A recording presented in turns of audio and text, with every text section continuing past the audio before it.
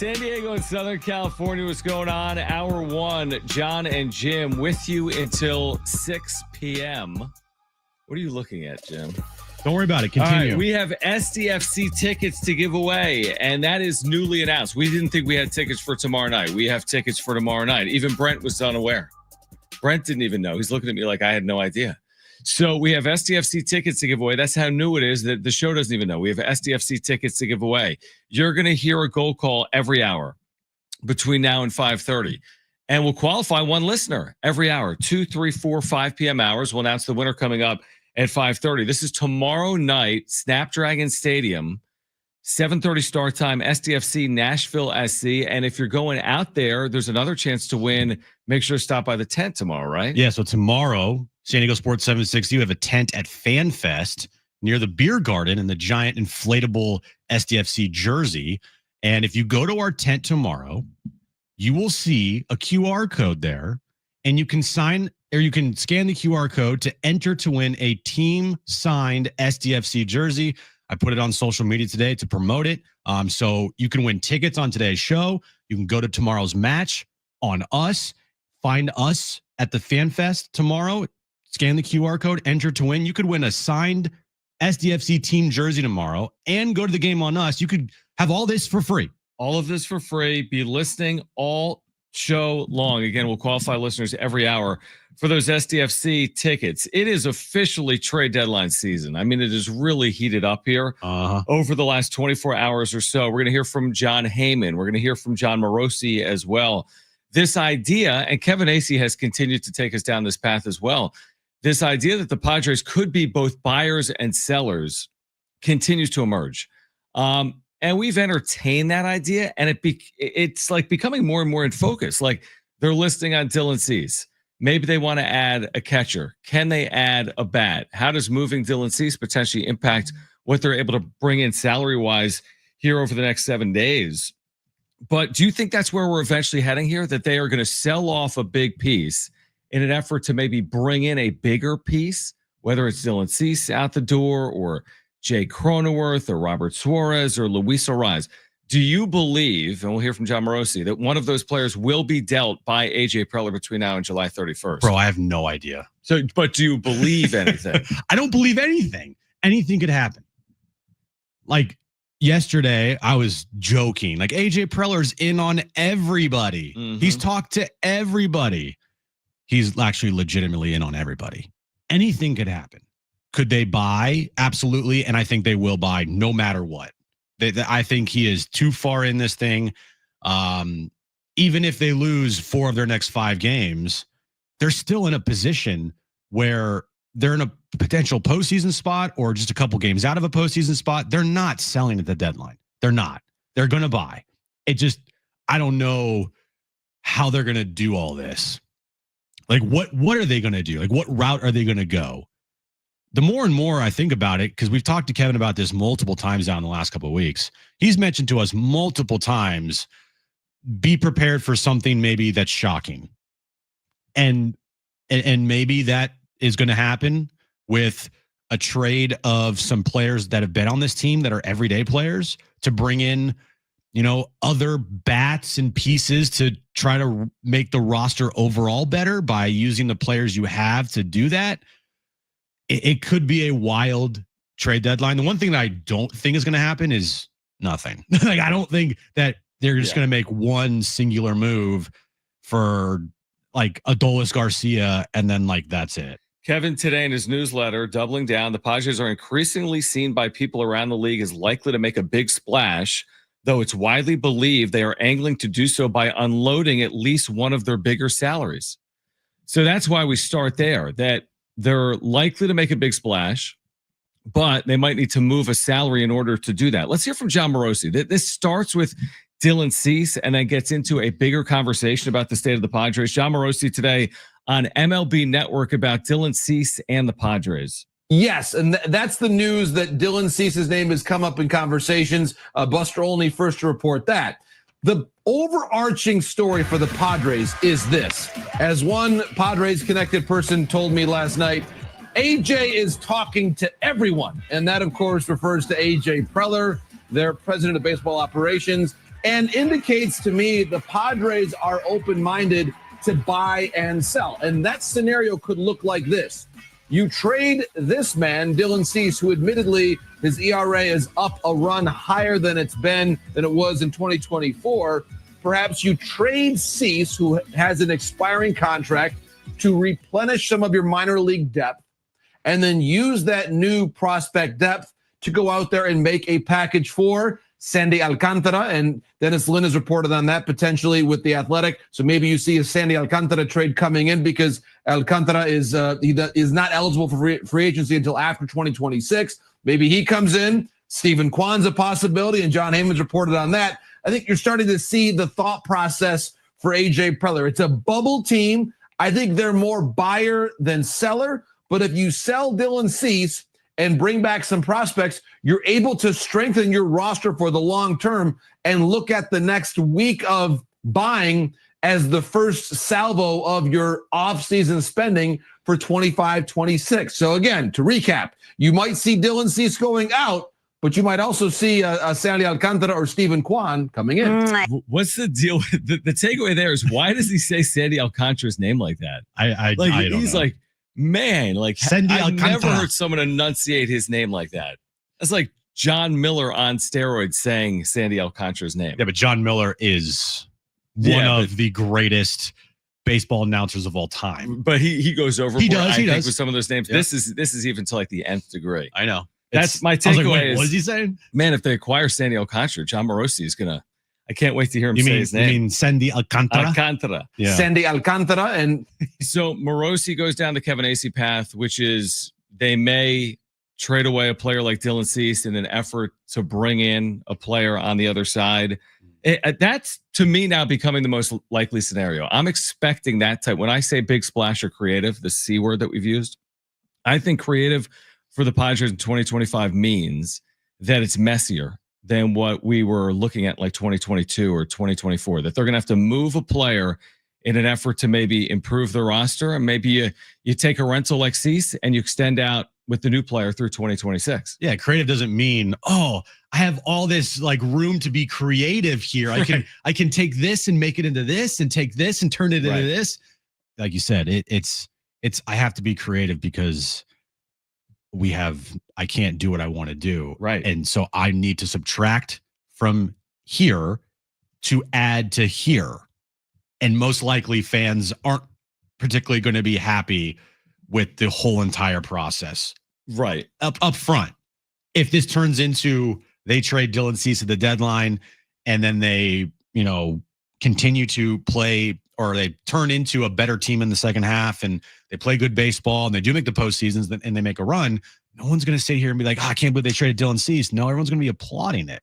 Everyone's going to be like, yes, they traded Dylan Cease. That was a great move by AJ because he got stuff back for Cease when he's not going to return next year. Dude had almost a 5 ERA this season. It wasn't like he was pitching well anyway. And he's not a big-time postseason pitcher. So, yeah, it's awesome. But that's only at the end of this process, not next week when the deadline is. Although I do wonder, like, is there going to be outrage if they trade Dylan Cease, regardless of what happens on the other side? My guess would be no. I don't think there will. I think it's more like some of the fan favorites, to your point, the Jake Cronenworths. Yep.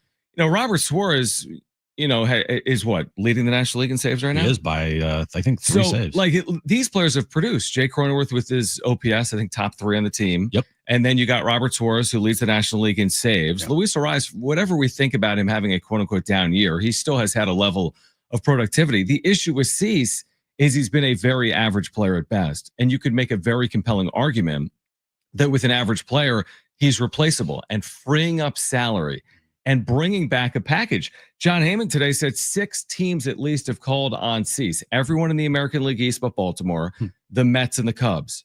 So if there's 6+ teams that are calling, you're not just getting some minimal return, even with a rental. There's this idea that you can put teams up against each other and maybe get a better package because there's multiple teams in on Dylan Cease. You put that all together, it makes no sense not to be listening on Dylan Cease. The more I think about it, the more I'm on board with trading Dylan Cease. Mm-hmm. He's not having a good season. He is not going to be returning. If you need to free up money, I'm trading away him rather than Jake. And this also, to me, maybe signals that they feel pretty confident that Michael King is going to return and be healthy. That's a good point. Because if they didn't, they're not trading Cease. They need pitching. And if they feel confident enough that Michael King's going to return whenever he's going to return in August and be healthy, top of your rotation is King, Pivetta, Darvish. And then the back end, Randy Vasquez has been using his, wizard magic this season somehow to have a sub-4 ERA. Ryan Bergert has been really good. Actually, they might trade Ryan Bergert, to be honest with you. Stephen Kolk's been serviceable. He's been fine. I mean, if you just take away the player and like the stuff, I mean, he's giving you similar numbers to what Dylan Cease has given you this year. Mm-hmm. So I would not subtract from the bullpen. It's the strength of your team. Don't subtract from your bullpen. Don't do it. Don't do it. You need hitting. So when your offense is struggling, and it's been struggling almost all this season. True. Why are you taking away a bat in your lineup that has the third best OPS on the team? Yeah, I mean, all of it, to your point, is risky because you trade away a starter. You trade away a starter, you could be, quote unquote, asking for trouble. Okay. Or you're right. You trade away a reliever, you're like, that's the strength of your team. You can never have too much depth in your rotation or in your bullpen. You trade away Jay Cronenworth or Luis Arraez, like, hold on, offense isn't good as it is. So, like, I think all of them have a level of risk. That's what professional sports are. Yeah. But again, for me, it's simple. AJ Preller, take a whiteboard, like look in your office, put a whiteboard up and say, what equals a better outcome? Is it Cease out and then the following players in? Is it Cronenworth out the door and the following players in? You can't have 100% success rate. He might be right or wrong, but I look at it like an equation. What gives me a better chance to be good right now and in 2026? And that's the decision I make based on that equation. Yeah, the more that I look at the equation, and I'm not good at math, so take that for what it will. I think the equation is Dylan Cease. Dylan Cease trade. Yeah. Bring pieces in for now and the future. Yeah, it'd be completely different if Dylan Cease was having a good season. You're not doing that. If he was Nick Pivetta this year, I'd be like, why on earth would you trade Nick Pivetta? They were this close to trading him in the offseason because they needed to fill out the rest of the roster, and they thought that trading Dylan Cease away could help them do that. And they decided, you know what? No, we're going to go for it. Having Dylan Cease on our roster, he finished 4th in Cy Young voting last year. Him, King, Pivetta, Darvish, that's going to lead the way for us, and we'll maybe revisit at the deadline if we're not playing good baseball. Well, they're playing okay baseball. They're clearly in it. But Dylan Cease is not pitching well. Like he's had moments, but not enough. And he's not been consistent this year. And I don't want to hear it about, oh, well, his stuff is great. His numbers aren't good. End of story. I saw the other night with like people trying to defend Fernando Tatis Jr.'s season. He's having a good season, but the numbers aren't there. If we're going to live in a world of, well, he almost did this, he almost did that. We don't live in that world. This is not, that's fake. The numbers are the numbers. And Cease is 3-10 with almost a 5 ERA and a 1.3 whip. He can be replaced for 2 months. Yep. Give me a break. He can be replaced. All right. On the other side, first of all, be listening for that goal call. And when you hear it, make sure to call 877-767-4760 for a chance to qualify to win SDFC tickets for tomorrow night. Plus, what about the catching market? Because the Padres obviously are lacking in that area. We get a report on the catching market that we'll share with you on the other side. In addition, Darnay Tripp, friend of the show. Oh. Will join us at 4 p.m. We're also continuing a little bit of a summer series talking AZTECS hoops, and we'll do that coming up at 3:30. Be with us all day long. Great giveaways. We're talking about the Padres and the Cardinals and the Padres at the deadline on Jon and Jim. Sandy Alcantara.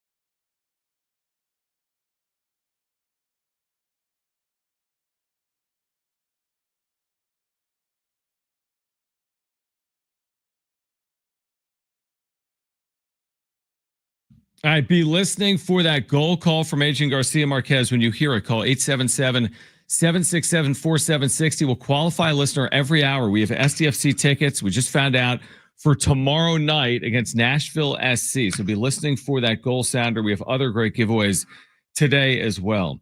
So all this talk about Dylan Cease, but that's not really addressing the Padres' needs. That might be a means to an end, as in you need to move Cease to address some of your needs. Right. There was also this today from Joel Sherman, and Joel Sherman's a longtime baseball reporter. There's so many rumors. There's so many. This is Joel Sherman, New York Post, and he's covered baseball a long time.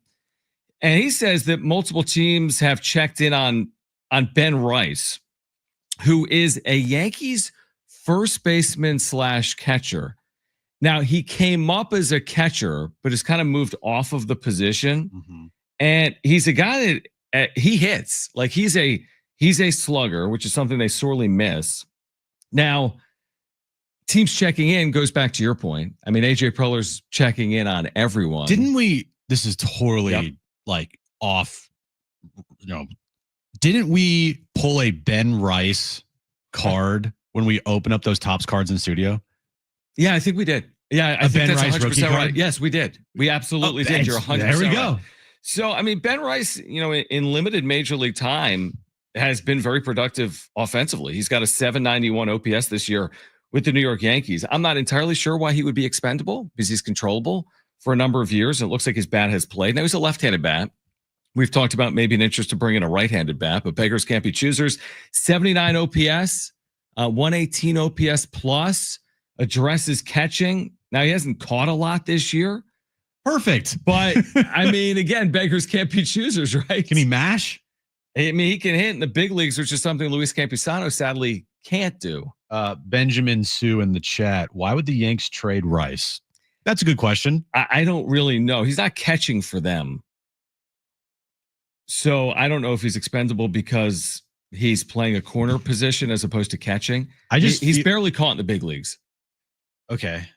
But he came up as a catcher.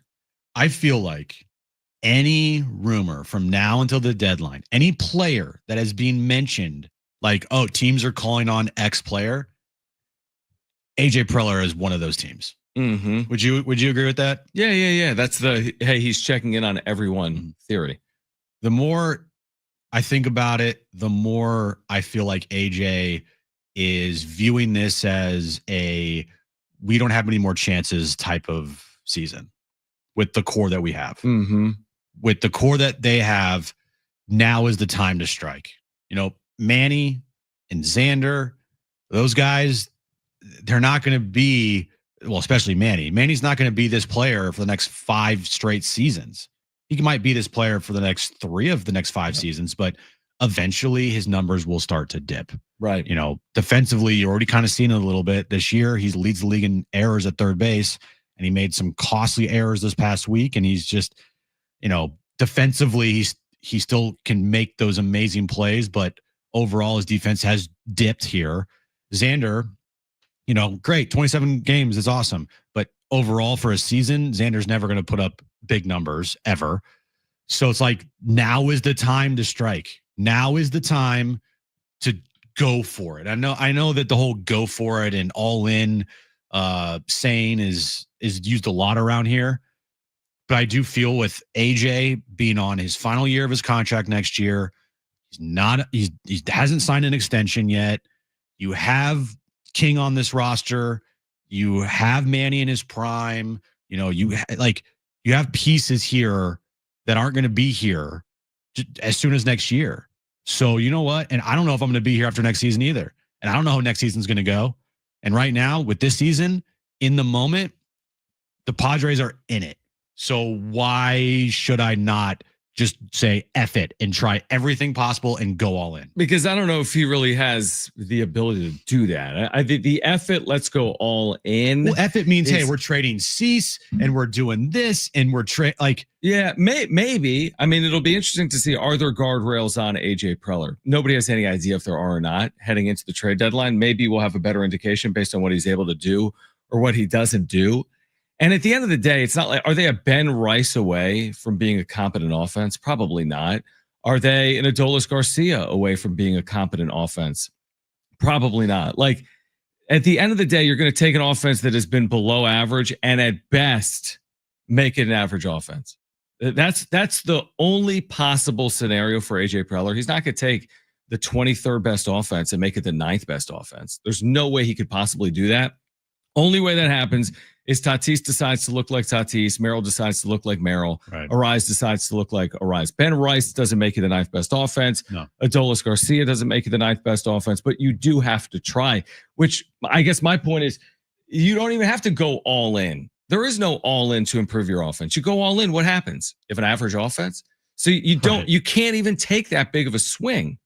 You just have to improve your chances and you have to improve your offense. I don't think it takes going all in to go get and name the player. Marcelo Zuna, Adolis Garcia. Maybe it would for Jaron Durant, but Ben Roy.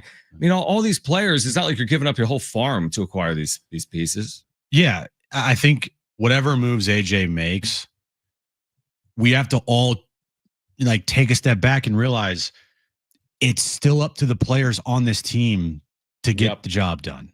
The players that they bring in hopefully will help. Yeah. But the likelihood of those players that AJ brings in being like freaking Barry Bonds and Babe Ruth and the main reasons why this team is winning. Ben Rice has carried this team to a NL West title. We're not. What are the odds we say that? 0. Not very high. Yeah, exactly. So the players on this team, will continue to say it, they have to produce. They have to perform. Fernando Tatis Jr., we know he's not going anywhere. He's going to be here after the trade deadline. Mm-hmm. And he's got to step up. Jackson Merrill's going to be here. He's got to step up. Luis Arise, Xander Bogaerts, Manny Machado, all of those players are infinitely more important than whatever players AJ brings in. Completely. And why would you ever put it on the acquisition? Why would you think you bring in a Luis Robert Jr.? It's all to him now. It's a slightly above average bat that was with another organization, and now he's going to come into this clubhouse, and everything's just going to click perfectly for that player and for this lineup. Tatis is like, I remember to hit baseballs over the wall now. Now that you brought in Adolis Garcia, everything's changed. That's just not realistic.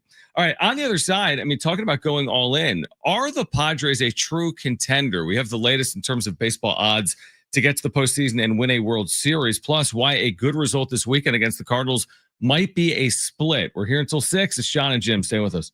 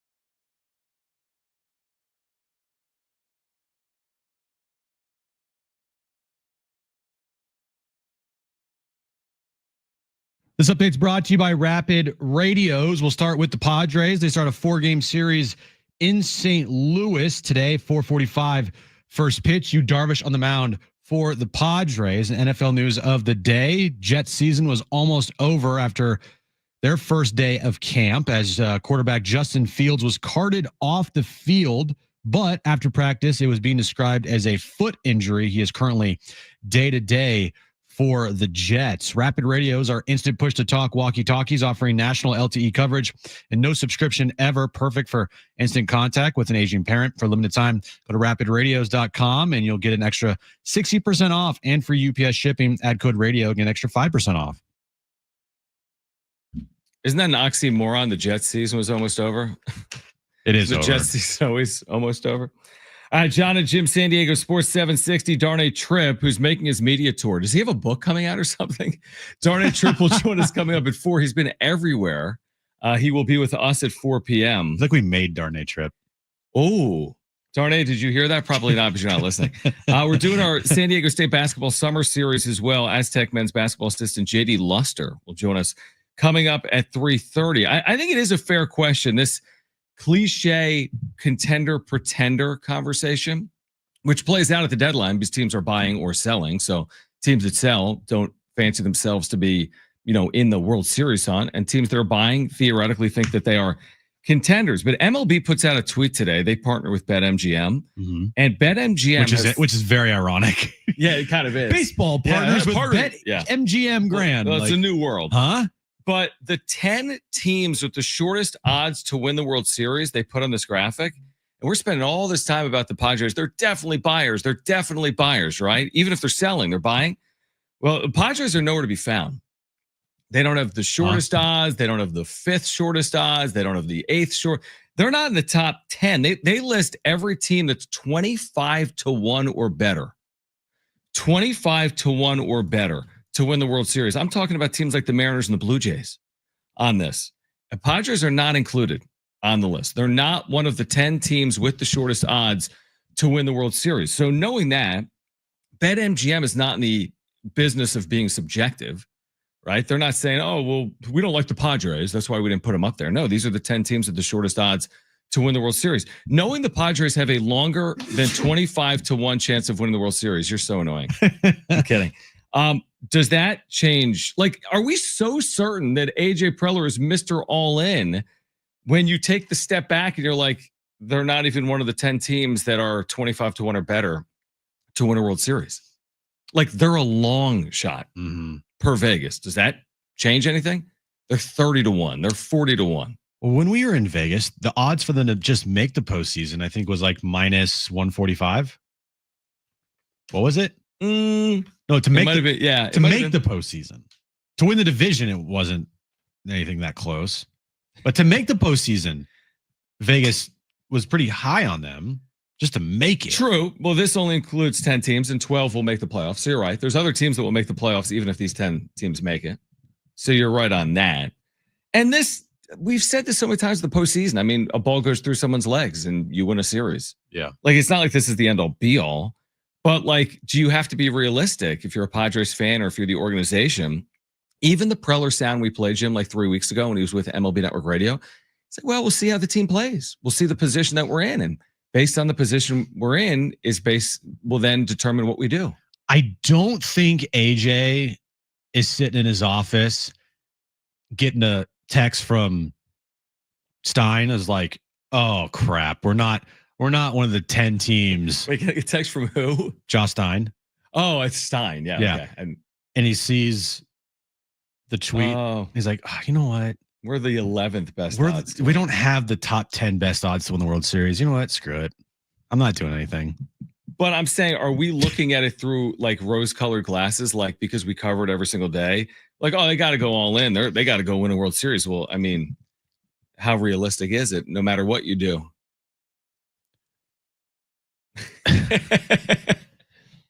Do you believe that do you believe that this team, if they were hot, could beat any team in baseball?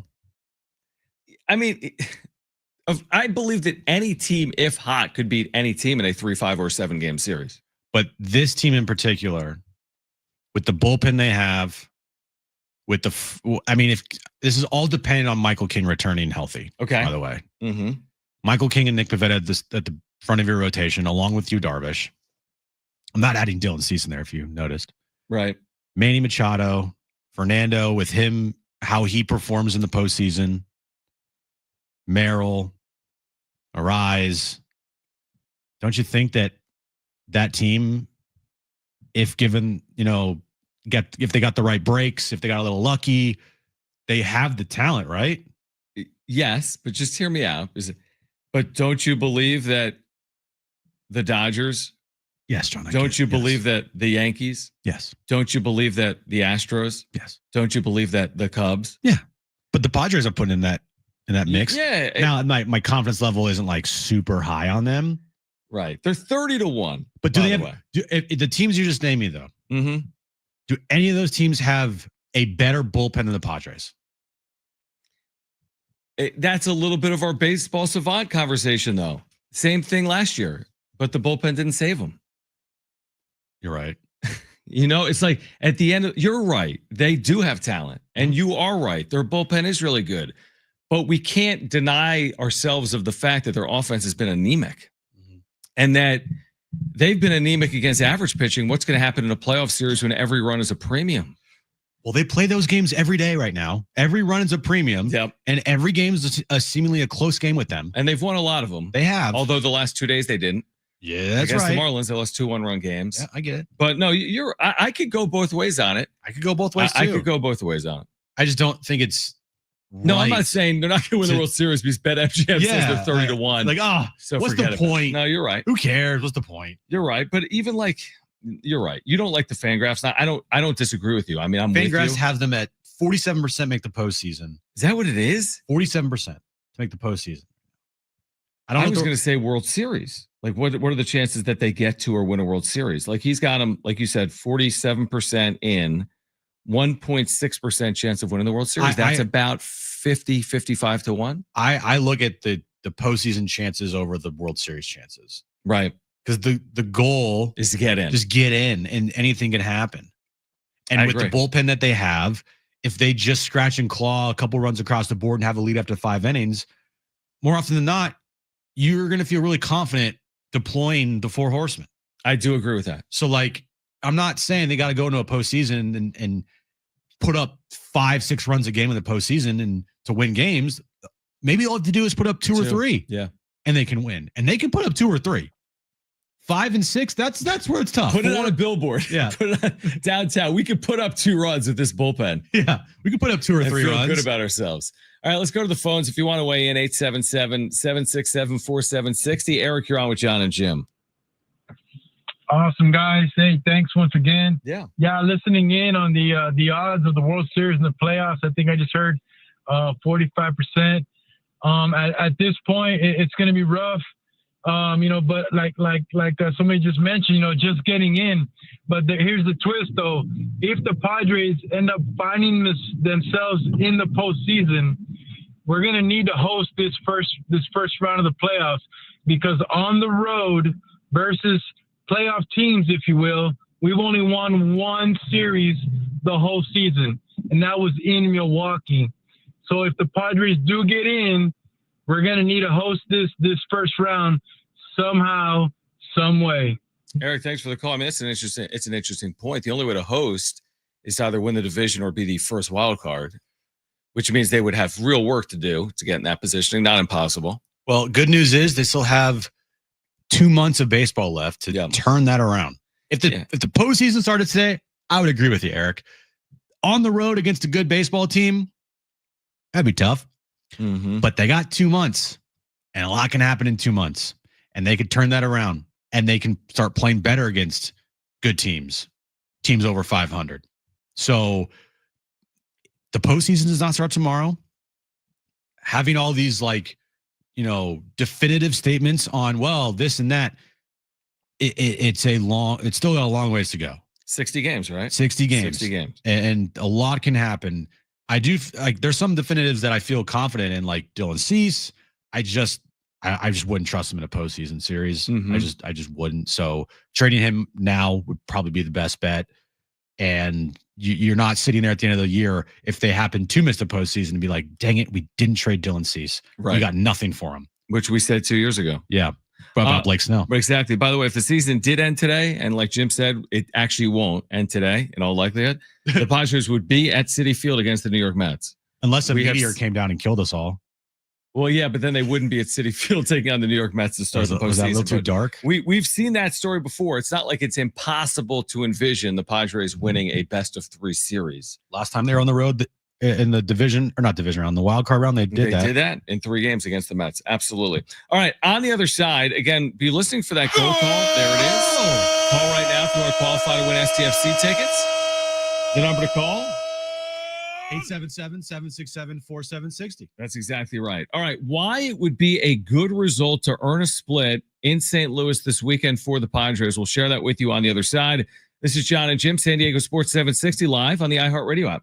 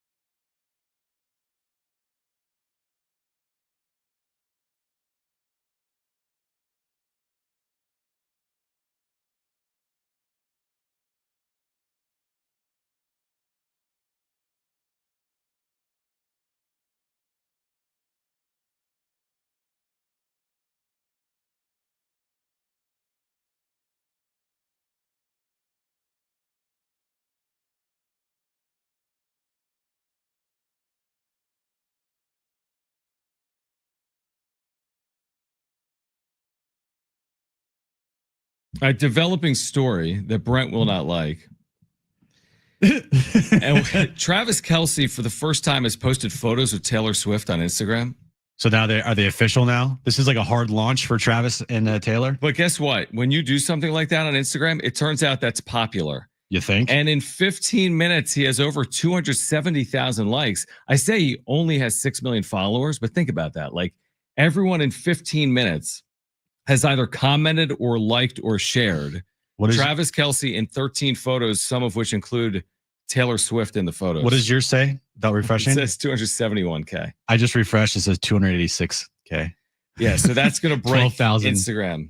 That's going to be a big, big, big story. You think? Yeah. Wow. I'm looking at these photos.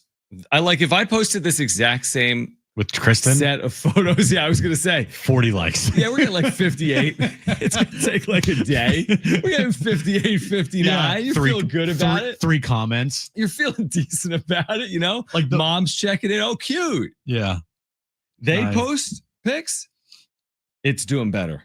Like we posted the Lucky Box video that we had. We thought that has like 62,000 views, and we're like, this is awesome. It has like 1,300 likes. It's 60,000 views. Travis just got 1,300 likes, and me telling you about Lucky Box on our post. Unbelievable. Yeah. All right. So the Padres, by the way, we've been talking about the trade deadline. They do play a baseball game today against the St. Louis Cardinals. What? Coming up around 5 p.m., just before 5 p.m. our time. I didn't realize this. Maybe some people had. It's like hard to really do the deep dive on every opponent you've ever played.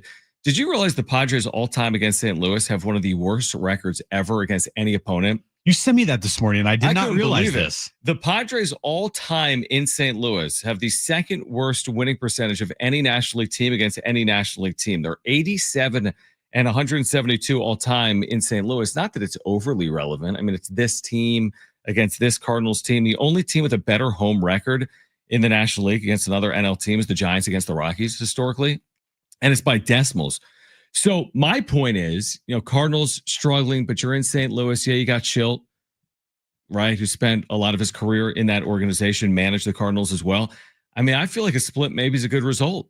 Yes, the Cardinals are struggling, but it's not like the Padres are playing out of their minds. And if you get out of St. Louis, taking, 2 of the 4, you remain 3.5 games clear of St. Louis. If you lose 3 out of 4, then the Cardinals will only be a game and a half behind you. So I think a split is a desired result. I'll take more than that, but I don't think it's a bad result to get 2 out of 4. You can help your cause this weekend, get further away from the Cardinals.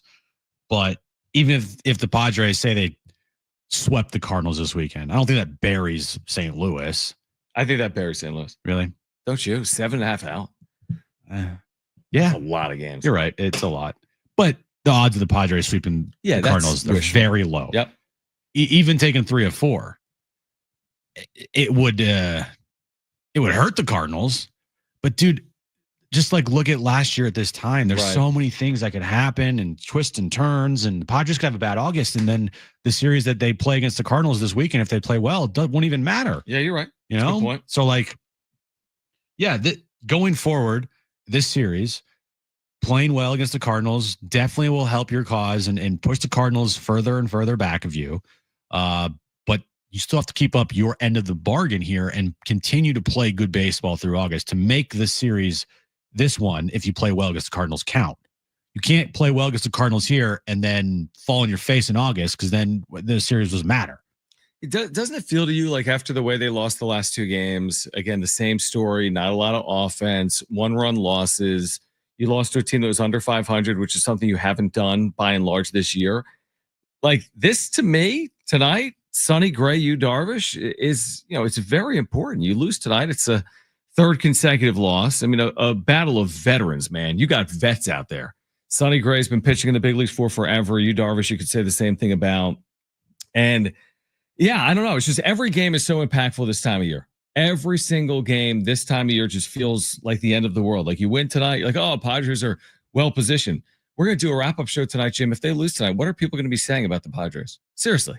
If they've lost 3 straight games. Sell everybody. Right? I'm serious when I say that. So again, it's a test this weekend, I would say, and I would take the 2 out of 4. I still look at their run differential. I know the run differential is not the end all be all, but when it's as close as it is right now, it does matter. Their run differential is only plus 16, and they had a 21-0 victory earlier this year. They scored 407 runs. The only teams that they've scored more runs than in baseball, John, listen to this: the Pirates, the Rockies, the White Sox. That's it, right? Kansas City and Cleveland. That's it. Gotcha. So in the National League, only 2 teams have scored fewer runs. And there's only one. Actually, there's no teams. Now Cleveland's 51-51, but every other team that they're ahead of, they're all not good teams. Right. So, to look at them right now and say, all right, they've scored 407 runs. Somehow they are 55-47. Like, that's crazy. And that's, the opposite side of that coin is their pitching, because they've only allowed 391 runs. Who's allowed fewer runs than the San Diego Padres this year? I'm looking right now. Brewers have allowed 391 runs. Houston has allowed 385. Texas 354. All good teams. And the Royals have allowed, besides Texas, 385. But the point being that, you've allowed basically some of the fewest runs in the sport. You're scoring, the fewest runs in the sport. That adds up. I'm with you. I've said this. You've heard me say this within the last 2 weeks. I feel like they're somewhat fortunate to be 8 games over 500. Like with their run differential and with their struggling offense, it feels like they could be a lot worse than 8 games over 500. Their expected win-loss record with their run differential right now is 53-49, which would put them behind the Giants. If we're just looking at expected win-loss records in baseball right now, it would put them behind the Giants and behind the Reds. Right. So and right with Arizona. Right. So what that is basically telling you is that they've gotten a little lucky. Not just that, but they're basically pacing to be like a game or 2 over 500 from here on out, because they were expected to be, 3-4 games over 500. You just said right now, 53-49. But that's more games played than they have remaining. Like they'd be expected to go something like 31-29 to close. Based on that, maybe 32-28. I mean, you are there's like zero margin there, because you go 31-29 or 32-28, and you're either in or out. Like you're not going to feel great if the Padres go 30-30 or 31-29. If you're a Padres fan, knowing that you're going to be playing the final weekend of the regular season, where like win 2 out of 3, maybe we're in. Lose 2 out of 3, maybe we're out. But that's how it's trending right now. That it's going to take all the way to the finish line to determine if they're in or out. And they could do that and still make the postseason, but that's all dependent on like the Giants and, absolutely, and other teams behind them to all play similarly to the Padres. No, you can't have a team get hot behind you and then you continue to play the way you're playing and expect the final week of the season to get in with 85 wins, right? Potentially. Yeah. Now, if every team that's around you is all playing the same, then maybe it is final week of the season, gets 85 wins, boom, you're in. We'll see what happens. But that's a risky game of chance that you don't want to play. And again, I go back to what we said yesterday. Their last 85 games, they're 41-44. So, it's easy to say, well, I got an easy September. You go 35-25. I mean, we can say it. It's just what we've watched is they haven't played like that in a while. But they've played I know they just lost 2 or 3 to the Marlins. Marlins they're sneaky good right now. Yep. But against bad teams over the course of the season, they've been good. They've been good. So that's why I look at September as like they get to September in a playoff spot. I would be pretty close to guaranteeing like they're going to make it because of who they play in September, the bad teams they play, playing the Rockies 7 times and the White Sox for 3. You're like, yep. I mean, there's some winnable series. Very winnable. And then the Orioles as well to start off the month. That's 13 games right there. Right. Even like 8-5, which is asking nothing, you put yourself in a better position. And you just play 500 the rest of the way. And it's like, all right, well, pretty good. No, it's true. It's true. I mean, it is favorable if they can get there potentially in a playoff position. We're going to hear from Jon Heyman on the other side as Dylan Cease's name continues to be on the market. Will the Padres move him or not? The teams that are in on Dylan Cease, you'll hear it from Jon Heyman. Darnay Triple join us at 4 p.m. JD Luster, San Diego State men's basketball assistant at 3:30. Hour 2, Jon and Jim. That comes your way next.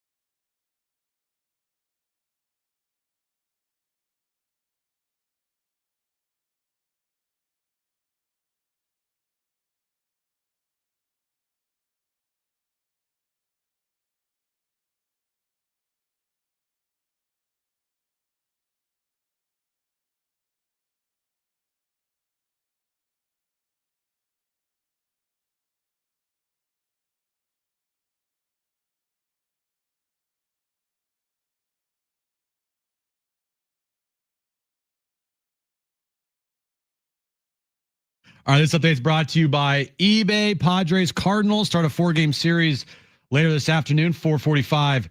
First pitch, Yu Darvish on the mound for the Padres. And NFL news of the day: Jets quarterback Justin Fields was carted off the practice field today. It's being described as a foot injury, and he is day-to-day for the Jets. Swapping out your tires, there's nothing like it. With eBay, you find the feel you're looking for, from smooth highway rides to grip for rough terrain. Get all the tires you need at prices you'll love. eBay, things people love. Getting you all set for that drive home. Let's just start the show. Here's Jon and Jim. All right, San Diego and Southern California, what's going on? Hour 2, Jon and Jim. You've got a chance this hour to qualify to win SDFC tickets for tomorrow night. So we've got one more pair of tickets that we're giving away today. We'll qualify a listener this hour, next hour, and in the 5 p.m. hour. Then we'll announce the winner coming up at 5:30. So when you hear that goal call from Adrian Garcia Marquez, you will call 877-767-4760. And then one of our listeners today is going to be heading out there tomorrow night to Snapdragon Stadium. Yeah, and if you go to the game tomorrow night, go to FanFest, look for the San Diego Sports 760 tent. There'll be a QR code there to enter for your chance to win a team-signed SDFC jersey. We're going to continue our summer series looking at San Diego State basketball with JD Luster, AZTECS men's basketball assistant. We'll talk a little bit about the recruiting efforts coming up at 3:30. Then Darnay Tribb, who's doing his media rounds locally. He will join us right here on Jon and Jim coming up at 4 p.m. as we get you ready for the Padres and the Cardinals tonight. We're also collabing with him later tonight. Yeah, what are we doing? We are joining him on the On Fire podcast. How long is that going to be? Because we're going to do it at 8:30, I think. Yeah. And then we're going to do a wrap-up show at 9:30. Yeah. So it's not going to be longer than an hour. But I mean, is it going to be more than 30? My guess is 30 to 40. Look, both of us.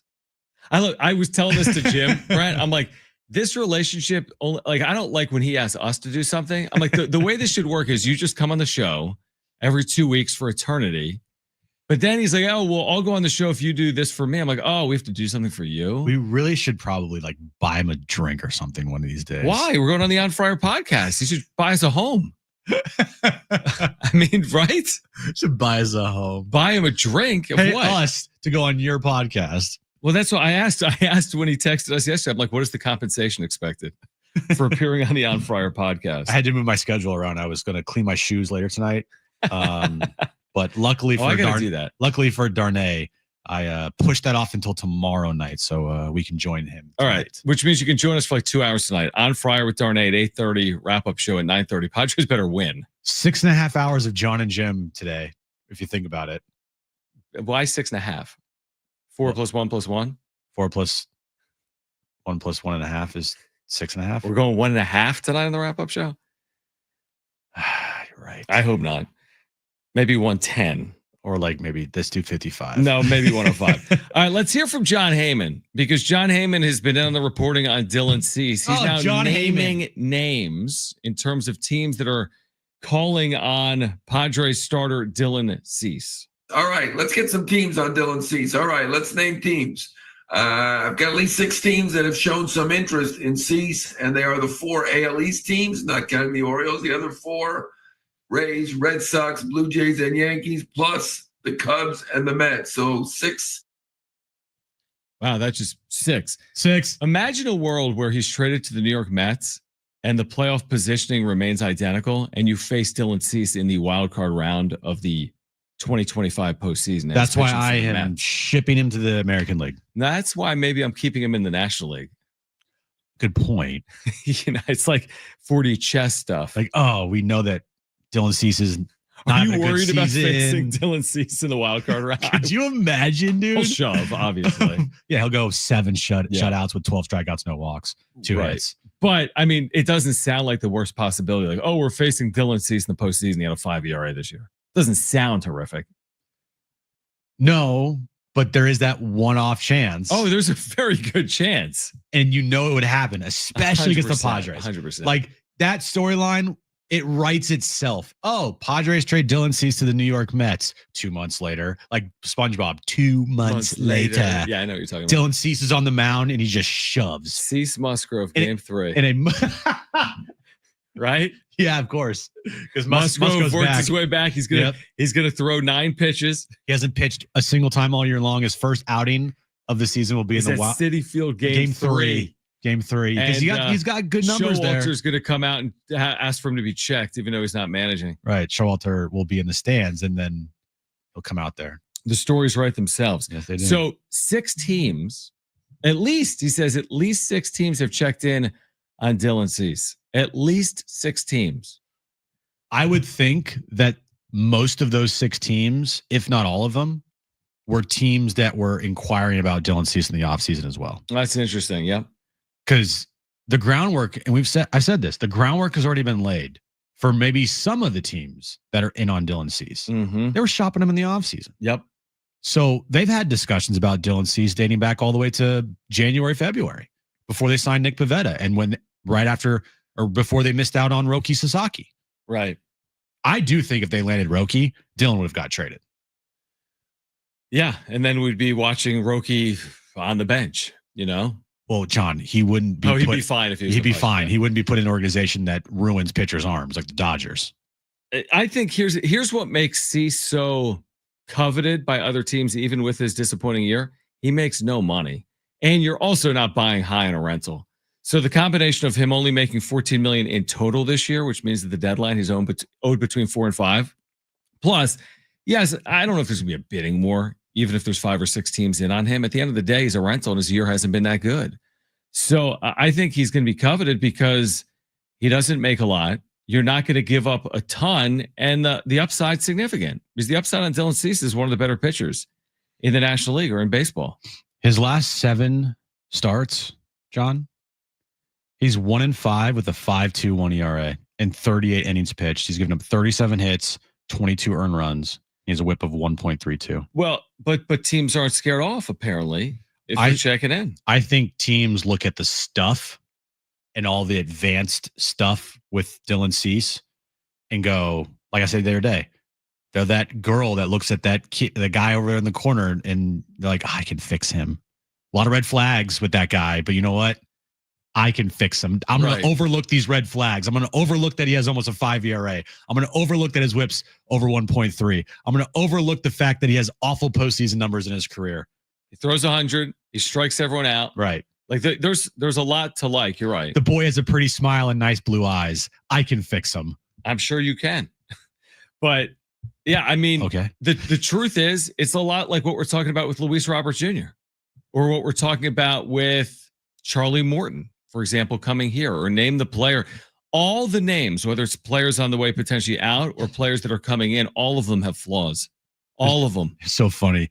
The other day we called Stephen Kwan Luis Ariz. Poor man's Luis Ariz. And today he hits 2 home runs. Yeah, well, maybe then he's the poor man's Manny Machado.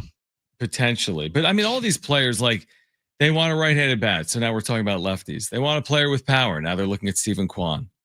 You know, they want a starting pitcher. They're looking at a 41-year-old Charlie Morton. There's no perfect solution. That goes both ways. Like, you're right on Dylan Cease. Like, has he had a perfect year? No. But if I'm the Tampa Bay Rays, I'm vying for a playoff spot and I can get him for virtually nothing, yeah, I'm in on a player like Dylan Cease. And then if I'm AJ Preller, yeah, I'm in on Luis Roberts Jr. because I'm looking past the warts. And I'm saying, well, he's hit well in his last 15 games. I believe there's at least one move that AJ will make that is a move that we're not talking about. Probably. That's like, who's that guy? Yep. I haven't talked about him. Like, that's interesting. Right. Who was the defensive replacement center fielder or outfielder they acquired just under the gun of a trade deadline like 3 years Jake ago? Oh, Jake Marisnik. Yeah. I mean, we brought him up 2 weeks ago like and you were gone. Are literally impossible to predict. That was such a dumb trade deadline. Like, that was the dumbest trade deadline ever for the Padres. Like, let's go get a defensive replacement or a guy that runs well. That's unpredictable. If that's what they're looking for. They have those guys though. They do. That's where they're good. Yeah, Bryce Johnson and Trent Brooks, bye-bye. Sorry. But like the Tyler Waits, the defensive replacements, the speed guys, those type of specialists they have. But no, you're right. I agree. I think there'll be a move that is unpredictable that AJ Preller will make. And I also think maybe the writing's on the wall on some of the stuff. Maybe Dylan Cease is traded and the writing's on the wall. Maybe Luis Robert Jr. is added and the writing's on the wall. Like nothing's a surprise. Everything we've talked about could happen and maybe it might happen. We've talked about 15 players, like you said, Yeah. I think maybe this week we've probably mentioned 15 players. Well, we've mentioned at least 4 players in the Padres on their current active roster that could get traded. Cronenworth, Arise, Suarez, Cease. Yep. Mentioned at least 9 to 10 players in the market that the Padres could acquire. As far as minor league players go, right? Anybody but Leo DeVries. Okay. Like I you know what I mean? Like I'm trending in your direction, dude. If I find out a week from today Ethan Salas got traded, I'm not going to sit here and be like, I won't be get on top of my high horse about it. And you know what? If he's a 10-year major league catcher and he makes his debut in 2029, it'll be before that, but he makes his debut in 2028. So what? Are we going to be okay with that? Yes. Are you really that worried about Ethan Salas, what he does for the Reds beginning in 2029? I'm not. I'm way more concerned and interested in the future of Leo DeVries than Ethan Salas at this point. I'm off on Ethan Salas. Sorry, got it. Catcher with back problems already that can't hit the minor leagues. Right. And listen, it's true. He's young. Nobody knows the full story, but sometimes you just got to it's a risk reward business. Sometimes you need to make tough decisions, and maybe it is a tough decision, but I'm with you. I can't be playing for 28, 29, 2028 or 2029 when I got 2025 staring me in the face. Yeah. Leo DeVries, I can play for I'm playing for the future. Leo DeVries to me has like star potential. You've seen things that he has done in the minors. You're like, oh wow, okay. I don't know about Ethan Salas. I'm sorry, I just don't. My only worry there, and I've said this a lot, is I can trade Salas, but do I want to do it with a really you're buying low? Well, they're not doing that now. I'm just saying if they were to do it, you're selling low. Yeah, I don't think you're selling low, but they might. They might. And anybody in the minors right now, look, anybody but Leo DeVries, for me personally, whatever.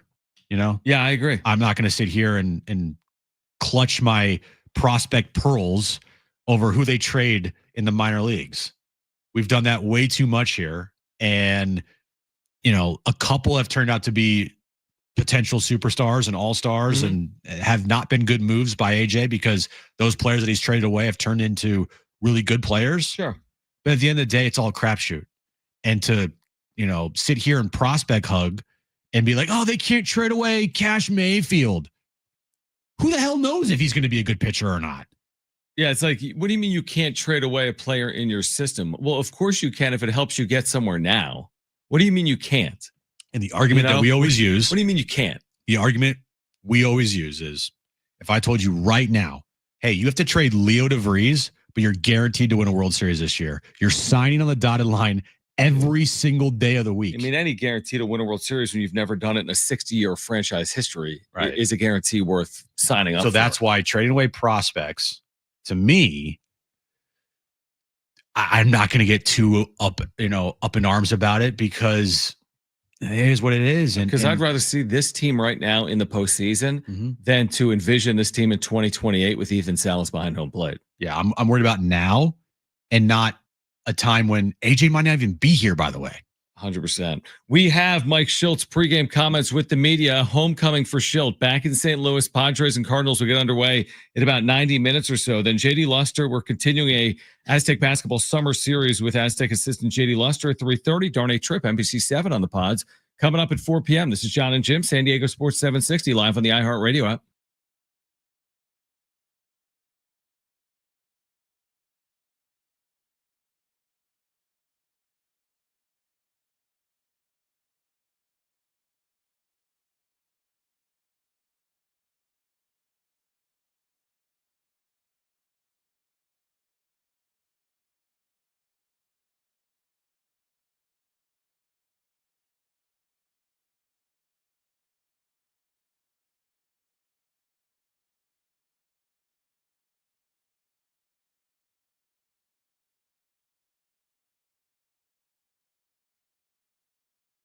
Hey guys, it is Jon and Jim again for the all-new Jamul Casino Resort, the Players Place. Get there Monday night and kick off July and win big. 10 winners every hour, 7, 8, and 9 p.m. Odds better than ever. Onyx players will receive an extra $100 cash bonus on top of their winnings. Earn entries all month long just by playing. Get 2 times the entries on Tuesdays with at least $500 cash for all winners and a chance to win up to $50,000 in the big deal game. It's a promotion you're not going to want to miss. And test your brain power during Sunset Trivia every Tuesday night at Loft 94. While you're there, enjoy some amazing sushi, savory ramen, and signature cocktails, all in a vibrant, laid-back setting. Also, every weekend, including this one, you can do lobster brunch at Prime Cut every Sunday, 10:30 a.m. to 3:30 p.m. Lobster tails, hand-carved prime rib every Sunday. The perfect treat to you and your family every Sunday. A Sunday well spent at the all-new Jamul Casino Resort, the Players Place.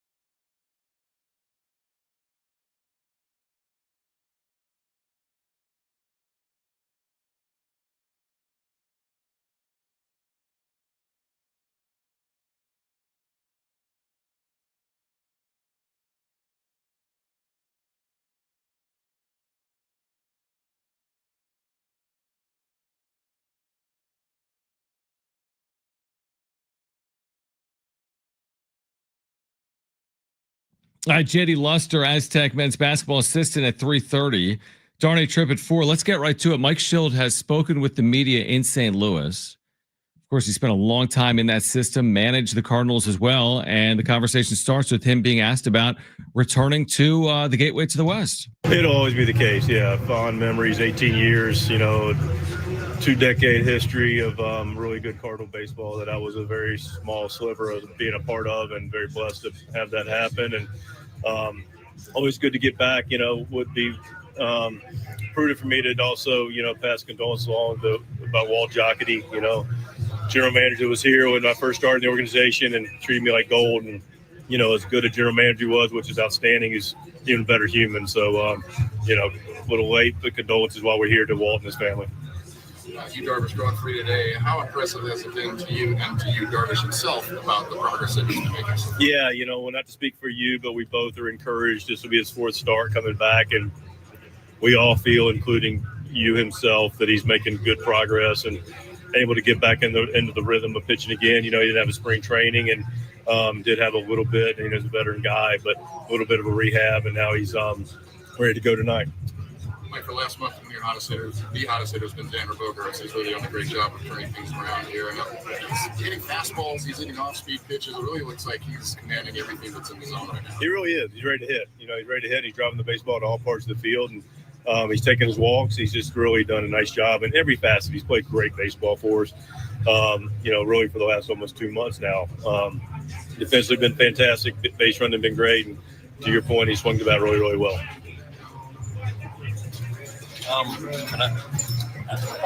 As you know, I ask awful questions, and I haven't gotten any better. But you just referenced being back here again. You've been here before. I'm just wondering, what are the feelings, emotions, thoughts you have as you come back to Busch Stadium where, you know, you were working?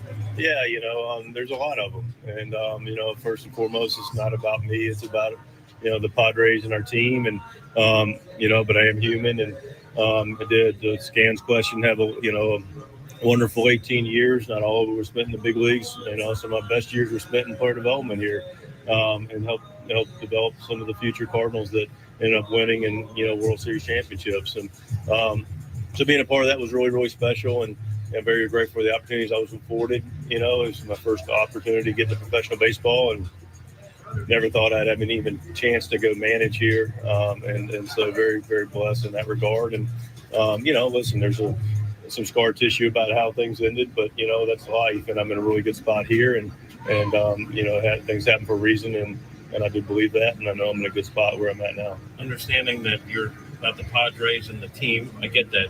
But when you're looking at the schedule and you realize, all right, we're going to St. Louis, is that a little different, or is that just another, you know, thing on your calendar? Oh, no, it's different. Yeah, it's clearly different. You know, it's a chance to come back and see some people that I really have a lot of strong relationships with and care a lot about, including yourself. And, you know, this fan base was amazing to me, and the city treated me like gold. And, yeah, it's just it's not just any other trip for me. Mike, as far as what you mentioned about that role in player development we have here, what were some of the things that you kind of the bigger picture things that you kind of came away with from that growing, like a learning process for yourself and kind of shaping Wow, how long do you have? I mean, you know, listen, I'll give you the Reader's Digest version, but I was raised in this organization by some of the best baseball minds, not even arguably, in the history of the game. And, you know, starts with Mr. Kissel, George Kissel here, 66 years. And, you know, the guy that was his right-hand man that was ultimately my mentor, a gentleman named Mark D. John, who was the field coordinator for a very long time. Gary O'Rourke, the farm director, was instrumental in helping develop me. And then you had Hall of Fame managers that, you know, were able to pour into me. Tony at the time was, you know, the manager, and you had Whitey, who was really good to me, and Red was fantastic. And, you know, Mr. Torrey wasn't here, but, you know, clearly a Cardinal, and he's been really good to me. And, you know, beyond that, there were so many people that helped, gave me some love and gave me some tough love. You know, this is how we do things here, and taught me the game. And the only thing I was smart enough to do was to listen and to keep my mouth shut. Mike, you were raised in the Cardinal way. That's the phrasing that they use when they talk about player development. I wonder for you, do you feel like that still translates to the modern game as it's getting modernized? I asked it because, you know, there's a transition going on in St. Louis. I wonder what you think about the Cardinal way and how that goes going forward. Yeah, I'll just speak in general about player development. I mean, you know, I'm not, nor should I be really aware of what's taking place player development-wise in this organization here. But I do believe that, and you know, I'll take a step back. You know, there's Mr. Kissel would always say, you know, I remember the first time that in 2007 or 2008 rather, his last year, you know, and I was a part of more of the leadership of it. And he was retiring at 88, and you know, I said, you know, Mr. Kissel, we're not going to change a thing. And said in front of the group, and he appreciated that. But then right after the meeting, he came up to me. So let me tell you something. You don't think it changed in the last 66 years? You're kidding yourself.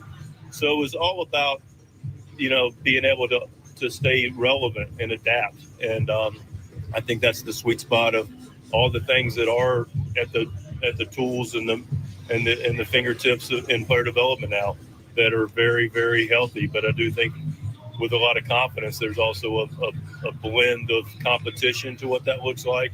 You know, the mental, physical competition, the toughness it requires to play this game, and the baseball intellect that takes place every night. The one thing about this game that just will not change is, first of all, it's played by humans, and there's a human element to it, and it's very situational based. And almost regardless of era, you look up and you realize that the teams that play clean and the teams that mitigate walks and free bases, and the teams that put the ball in play and execute with runners in scoring position, typically win games. And I'm confident that's not going to change, because it hasn't over the last 160 years. All right, 7 minutes of Mike Shildt talking about the Cardinals. We'll transition to. I have to admit. What? Never mind. No, you can't say that and say never mind. We apologize for that for Mike Shildt. If anybody fell asleep during that, we are sorry. Oh, you're going to have to admit I listened 1 second to that. Well, that too. But also, we apologize, because if you fell asleep out there, and hopefully you didn't fall asleep behind the wheel. Nobody were driving when listening to that. You're just at a stoplight for like 9 minutes to stop. But if you suddenly felt yourself getting tired while listening to Mike Shildt there talk, we did too. Yes, we understand. All right, we're going to switch gears. We're doing a summer series here on Aztec Hoops. JD Luster, Aztec men's basketball assistant, on recruiting and some of these young players on the Aztecs heading into 2025-26 will join us on the other side. Darnay Tripp with more of the Padres and the deadline at 4 p.m. This is Jon and Jim.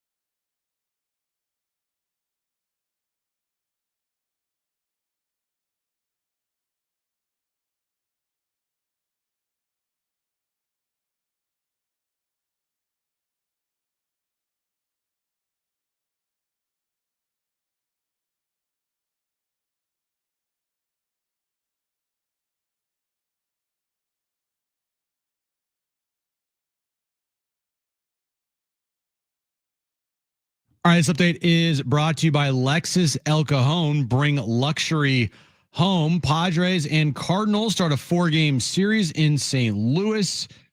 4:45 first pitch. Yu Darvish on the mound for the Padres. And NFL news of the day. Quarterback Justin Fields for the Jets was carted off the field today at practice. He ended up having a foot injury. He's been described as day-to-day for the Jets quarterback.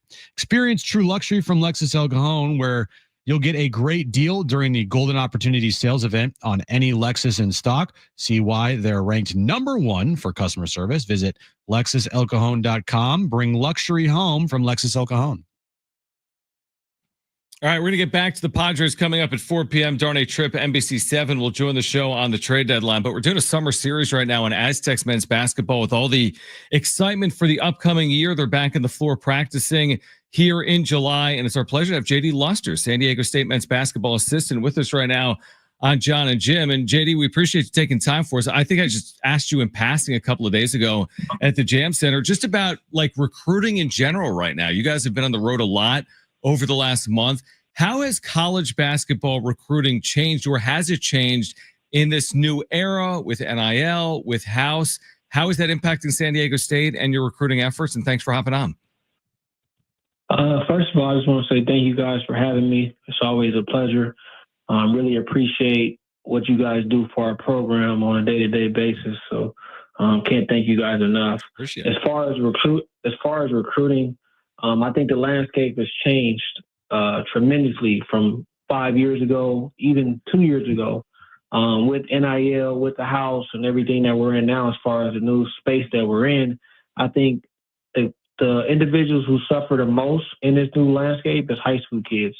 I think now more than ever, it's hard for high school kids to get scholarships because everybody just wants the portal. You know, we live in a world where instant gratification is like, you know, priority #1 in most aspects of life. And I think college recruiting is became that.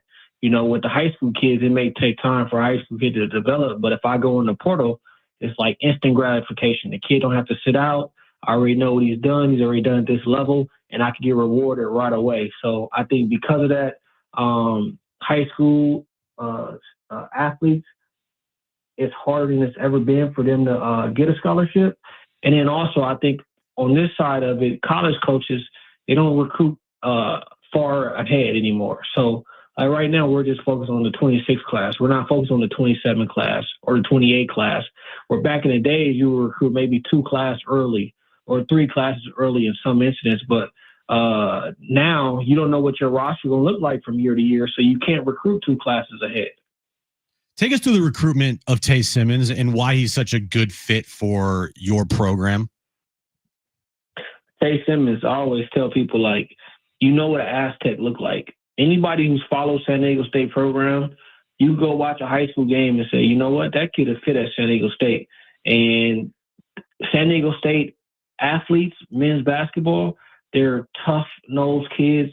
They're kids that play with a high motor. They're kids that can guard multiple positions, kids that do all the things that may not show up on a stat sheet, but impact winning. You know, those are things that we value here as a program. And I think there's very few programs in the country that value the same things as far as recruiting. One of them off the top of my head is Houston. I think Houston and San Diego State, the way we recruit is very similar. So I think when you talk about what we look for, I think we look for that. We look for toughness. That's always the first question I ask people. When I get a call about a kid, like I got a kid that you guys might like, the first thing I ask is, are they tough? Because if they're not tough, if they're not going to compete on both ends of the floor every single possession, they can't play here. It's funny you say that. Obviously, we saw San Diego State and Houston on the floor last year in Las Vegas, and there are some similarities in terms of the way those two schools look and those players look. And, of course, it's a defense-first mentality, both Houston and San Diego State. JD Luster is with us right now, AZTECS men's basketball assistant out of San Diego, back home here at San Diego State. What about your other freshman that's coming in here for 2025-26 in the guard, LZ Harrington? Can you take us through that process as it played out a little later, but you get a very promising young guard in your system on this deep roster, but tell us about Harrington. LZ is extremely talented. He's 6'7", but he's a point guard. He can really pass. He got a good feel for scoring the ball. He's a good athlete. You know, he has a promising future here on the Mesa. And I think as the fans get a chance to know him as an individual and get to know him as a basketball player, I think he's going to be a fan favorite and somebody that's just easy to fall in love with because of his natural abilities and then the person that he is. You know, he's come from a great family, and his mom and dad have done a tremendous job as far as raising him. And I think just being around him, you see that right away. Taj DeGorville, Farrell Compton, 2 sophomores on the team. What are you looking for them for this year to take that next step? You know, I think as everybody's seen last year, those 2 have a promising future. They both have a lot of potential, and I would like for them to keep climbing in that direction. I think for Taj, it's just being more comfortable now. You've been here for a year. Taking a step as a guy who's vocal, taking a step as a guy who helps set the tone for the new guys as far as culture and how we do things. And then for Farrell, just continue to get comfortable and have longer stretches where he's dominant. You know, I think we've seen glimpses at times in games last year where it's like, okay, this guy is really good. You know, he can impact the game, blocking shots, he can fly around, catch lobs, but you know, it was short-lived at times last year. You know, so for Farrell, I want the jump to be, you know, he impacted the game for longer periods of time this upcoming year. JD Lester, Aztecs men's basketball assistant, with us right now on Jon and Jim. What's the impact of having a team as deep as this one is expected to be, where you got 10, 11, 12 players that can potentially contribute, but of course there's only 40 minutes in a basketball game and then there's only one basketball. So what impact does that depth have moving forward? I think it has a lot of impact. I think in a multitude of ways. One, I think you able to wear teams down by just coming at them in waves. And I think our national championship team, you know, you had guys like Jalen Ledee, who was the Karl Malone Award winner the following year, coming off the bench. You had Micah Parrish coming off the bench, Adam Seiko coming off the bench. So Aguka Rowe coming off the bench. So I think we just wore people down. I think this team has the depth to be able to do that as well. And then I think it's also easier to hold guys accountable as a coach when you're so talented. You know, if you're not doing what you're supposed to do out there, you're not playing with the energy and effort that, you know, we demand, and that reaches our standard here at San Diego State, then it's the next man up. And usually the bench is a very good coach. The bench is a very good corrector and teacher. So it's a way to hold guys accountable as well. As a coaching staff, what's it like to see as many guys return from last year's team as they did this year? I think it's a testament to like the culture.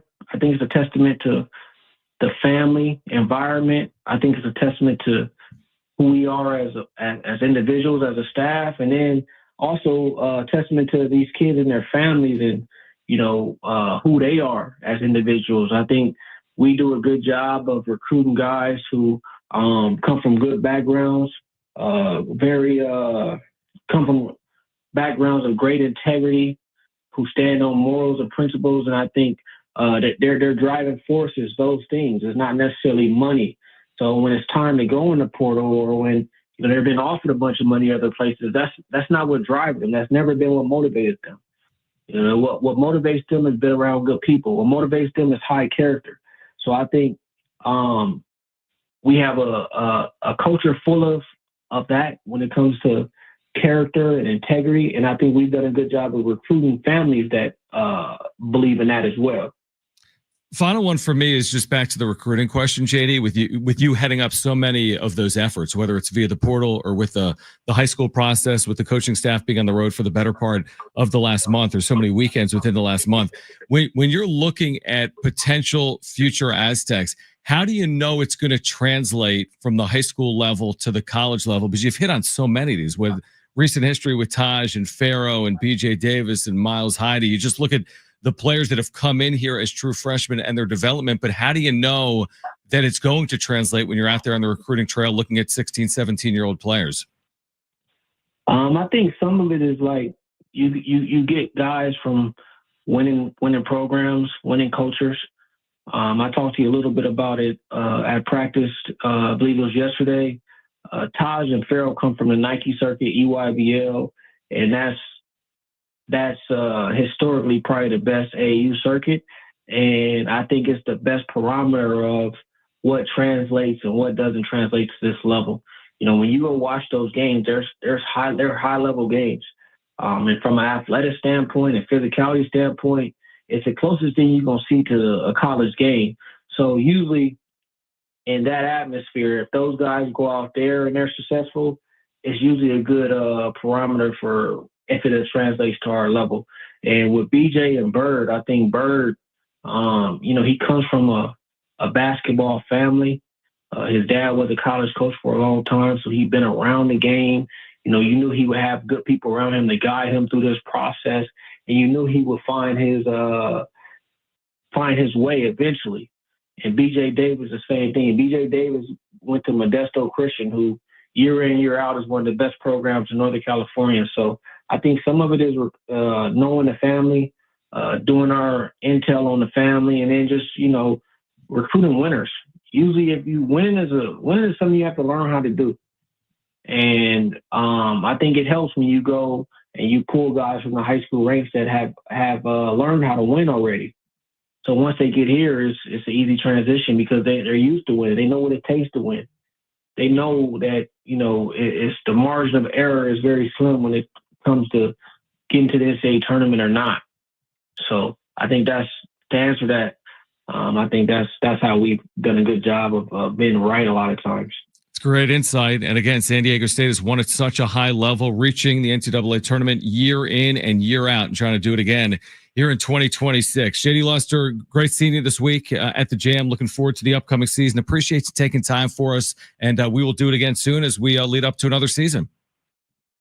Yes, sir. Appreciate you guys. Thank you. All right, Go Aztecs. Great stuff. Thanks, Coach. JD Luster again out of Hoover High, back at San Diego State. I think now entering his 5th season as an assistant for Brian Dutcher. All right, Darnay Tripp, NBC7 will join us coming up at 4 p.m. We've got great giveaways today, including SDFC tickets. Don't go anywhere. Jon and Jim, San Diego Sports 760 live on the iHeartRadio app.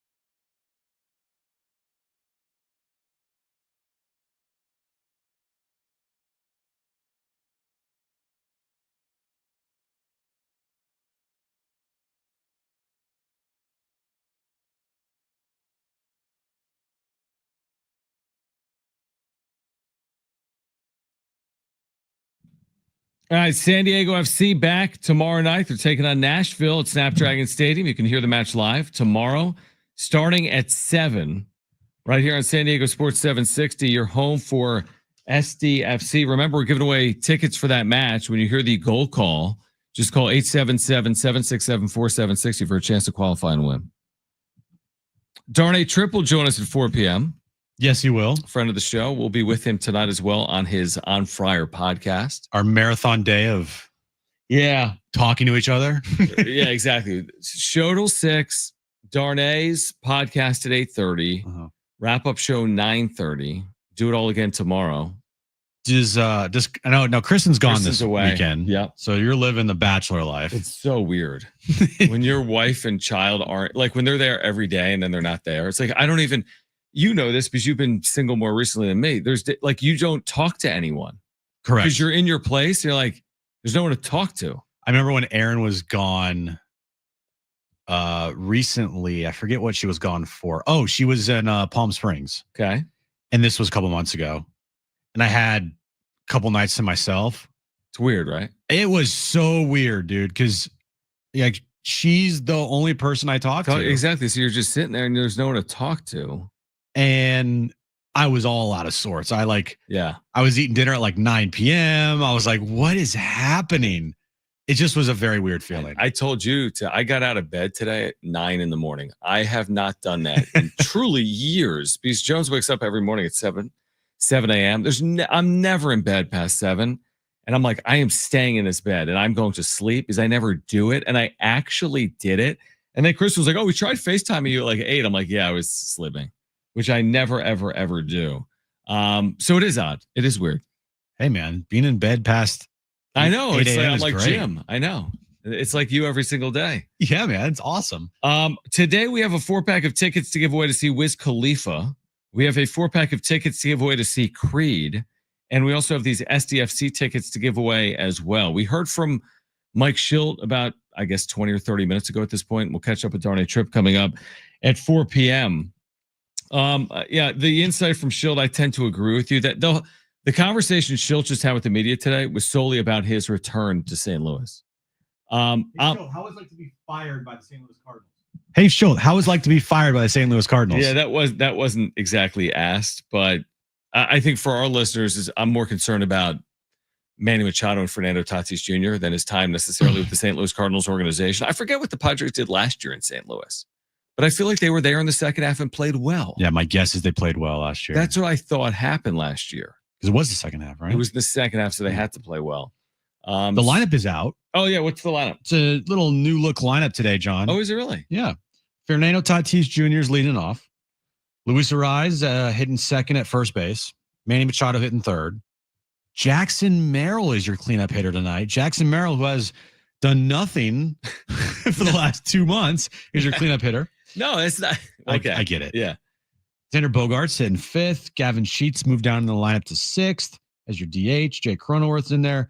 Bryce Johnson is in left field. Martin Maldonado behind the plate. And you, Jarvis. Wow, look at that lineup. Wow, look at that lineup. I'm going to credit one of the best sources of Padres information, Ben Fadden, with this note that, I mean, it is interesting how we see things. Actually, I thought this was a different note. That Gavin Sheets and Jay Cronenworth have the same OPS this year. Okay. I actually thought it was Xander Bogaerts now is the same OPS as Gavin Sheets. And I would be like, well, that's an interesting perspective because the talk on Sheets was, wow, what a great year. And the talk on Bogaerts was, yo, we need more from you. Bogaerts is 724 OPS and Sheets is 744, but their years are becoming very similar. The year from Bogaerts and Sheets. Sheets has come back to earth. Bogaerts has played very well. But all this idea that, oh, Sheets has been this slugger in the middle of your lineup and you've needed all of his power. It does have the same OPS as Jay Cronenworth, and Xander Bogaerts is a similar OPS right now as Gavin Sheets has fallen off. The reason why we say Gavin Sheets had a really great year and Xander Bogaerts had a subpar year is because of the expectations. No one thought this was going to be Gavin Sheets this year, right? Right. And by the way, he's here for nothing. Right. It was like a complete flyer. Mm-hmm. Hey, we'll see if we can turn Gavin Sheets into something. And they've turned him into an everyday DH and left fielder for this team. That's a good point. And he's done more than he's been asked to do. Like he has done a good amount for this team to where at points he was the team's best offensive player. Mm-hmm. You know, how many homers does he have this year? 14? I think you said 14. It is 14. So the third most homers on the team besides Manny and Tatis. That's right. How many does Tatis have? Does he have 16? Okay. Yeah, Manny has 18. Gavin has 14. So he's been one of their best sluggers on the team for a team that doesn't hit home runs. He's been the one player that actually has hit a fair share for the standards that you have for him. So I can't sit here and be like, oh man, Gavin Sheets is having a bad. Like Gavin Sheets has done more than anybody could have ever envisioned him doing with the Padres this year. But here's the thing. They're asking him to do too much. He Probably right. is more successful platooning, yet they play him every single day because of the options available to them. I don't blame Mike Shildt at all. And you're right. He's had a very solid overall year where he's better suited to be playing in a platoon. And one of the issues that the Padres continue to run into is that, like, Mike Shildt can only use the players that are on his 26-man roster. Hence, Bryce Johnson starting in left field tonight. You know, hence Martin Maldonado starting behind the plate. Mm-hmm. So, like, but it's I just look at this piece of paper and I'm like, this is pretty simple. This is simple. They need to address left field because they don't have a true left fielder. They have a true DH maybe in Gavin Sheets. They probably should be platooning Gavin Sheets, and they probably should be upgrading their catcher spot, at least within the lineup, right? Offensively, they should be upgrading at catcher. But I mean, it's right in front of us. Bryce Johnson's starting in left field. Right? Martin Maldonado is hitting every single day in this lineup. Gavin Sheets is playing every single day, even though the numbers have fallen off. And you're right. They've gotten more out of him than should have been expected. But it shouldn't come as some huge surprise that they don't have this like 1 through 9 cohesive lineup when every single day you look at it on paper and it doesn't look like a cohesive lineup. Like, that's not a surprise to me when you've got Bryce Johnson and Martin Maldonado in your lineup every single day. Well, not every day. The names, the top, said this all along. This team is going to be decided. The things are going to be decided by the names of the top. But the truth is, a lineup doesn't work only like that. Like, you can't get production out of 5 guys and say you have a well put together lineup. All right, what's the best lineup in baseball? Probably, when healthy, the LA Dodgers. Okay, the LA Dodgers lineup. I can't pull it up right now, but I just looking at their lineup. Shohei, obviously, he's the best offensive player in the National League. All right. Where is it here? Let's look at their game yesterday. Yeah. All right. So Dodgers lineup. Mookie Betts having a really bad season for his standards. Mm-hmm. He's leading off. Then you got Ohtani, Teoscar Hernandez, who does have only 14 home runs on the year, 58 RBIs, and a 737 OPS. He's hitting 253. It's very similar to what Gavin Sheets has done for the Padres. Would you say? Yes. Okay. Now Freddie Freeman, he's obviously having a good year, but he only has 10 home runs and 51 RBIs and 838 OPS, hitting 295 now. Mm-hmm. I mean, Manny Machado's having a better year than that. Andy Pages, he's been good this year. He's got 19 home runs, 63 RBIs, 814 OPS, 284, basically like Manny Machado. And you look at the bottom of their lineup, all right, you got James Outman hitting 103. You got Tommy Edman hitting 227 with the 676 OPS. You got Hai-Sung Kim, Miguel Rojas. I mean, who else is here? You got Will Smith. Dalton Rushing. No. You got Will Smith. Will Smith is good. Yeah. But still, they got holes in their lineup for sure. And the Padres, they have the names. They need to perform. The Padres have the names, but need to perform. Yeah, that's true. And it's hard to compare it to a Dodger lineup. And the truth Dodgers is that the Dodgers have the names too. And some of them have performed and some of them haven't performed. But it makes it easier for everyone else when you have a guy in your lineup that has, 35 home runs on the season. 50, and he's going to hit 50 in the year. Yeah, 100%. And again, comparing them to the Dodgers, who have actually really struggled in the second half of the year or in July, is an unfair comparison. But it's a fair point that, they're 8 and 9 aren't producing like the Padres. 8 and 9 aren't producing as well. If Tatis was performing and if he had, say, 28 home runs right now in the season, it would look different. Look way different. The offense would not be the offense we've seen this year. I agree. Darnay Trip, NBC7 on the other side. Trade deadline coming up. Cardinals Padres coming up in about an hour. He will join us on the other side to kick off hour 3 of Jon and Jim on San Diego Sports 760 and live on the iHeartRadio app.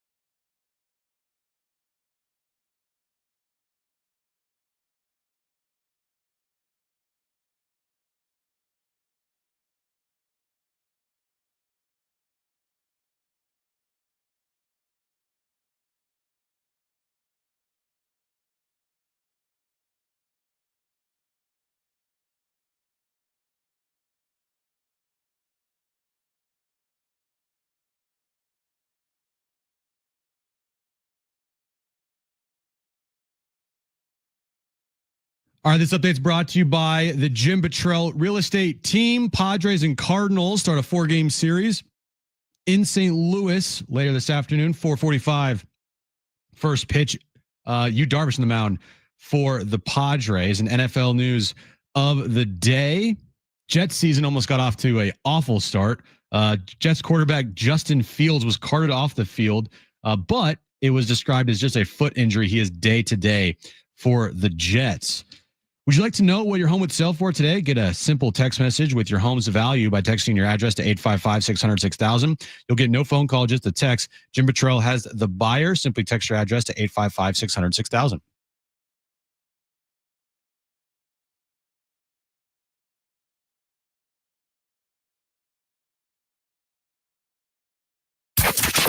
Getting you all set for that drive home.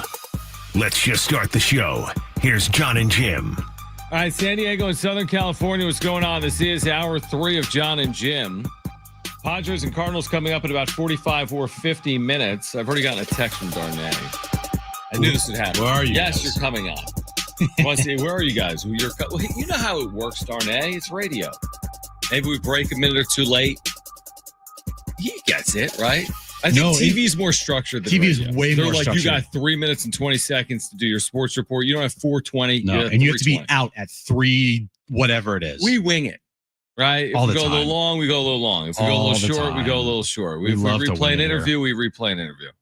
We want to replay a show. No, just kidding. Exactly. Replay the show. So Darnay Tripp is back with us right now on Jon and Jim. Now, the way this went down, it is trade deadline season. We made a trade last night. We did. The trade was, we'll go on the On Fryer podcast if Darnay comes on Jon and Jim. Now, I'm already complaining about that trade. Darnay, I told Jim, I'm like, what's the deal with this relationship? Like, we have to do something for Darnay. John doesn't like the return. I'm like, I love when he just comes on and then doesn't ask us to do anything. But That's now how he's this asking. works. Yeah, this is so. Who wins this trade, Darnay? You're coming on with us, or do we win by going on with you? I mean, I'm on with you guys about 30 times for every single one episode of On Fryer with Jon and Jim. So I think we know the answer to that question. All right, that's true. Yeah. You're on, by the way, it feels like, and we're somewhat responsible for this. It feels like you're on a bit of like a book tour here, or like a media tour. It seems like you've been on every different, you're going on shows, you're doing this, you're doing that. How's fame treating you nowadays, Darnay? It was, I had a lot of good stuff with Marty last night, and I'm planning on it being a good episode tonight. So I'm probably just going to coast through this particular appearance and save the good stuff for later on. That's what we do on the show as We well. would expect nothing less. Let's talk Dylan Cease. Are you in favor of potentially moving him for the right return, considering he's a rental and considering they just haven't gotten out of him what they were probably hoping to get out of him in 2025?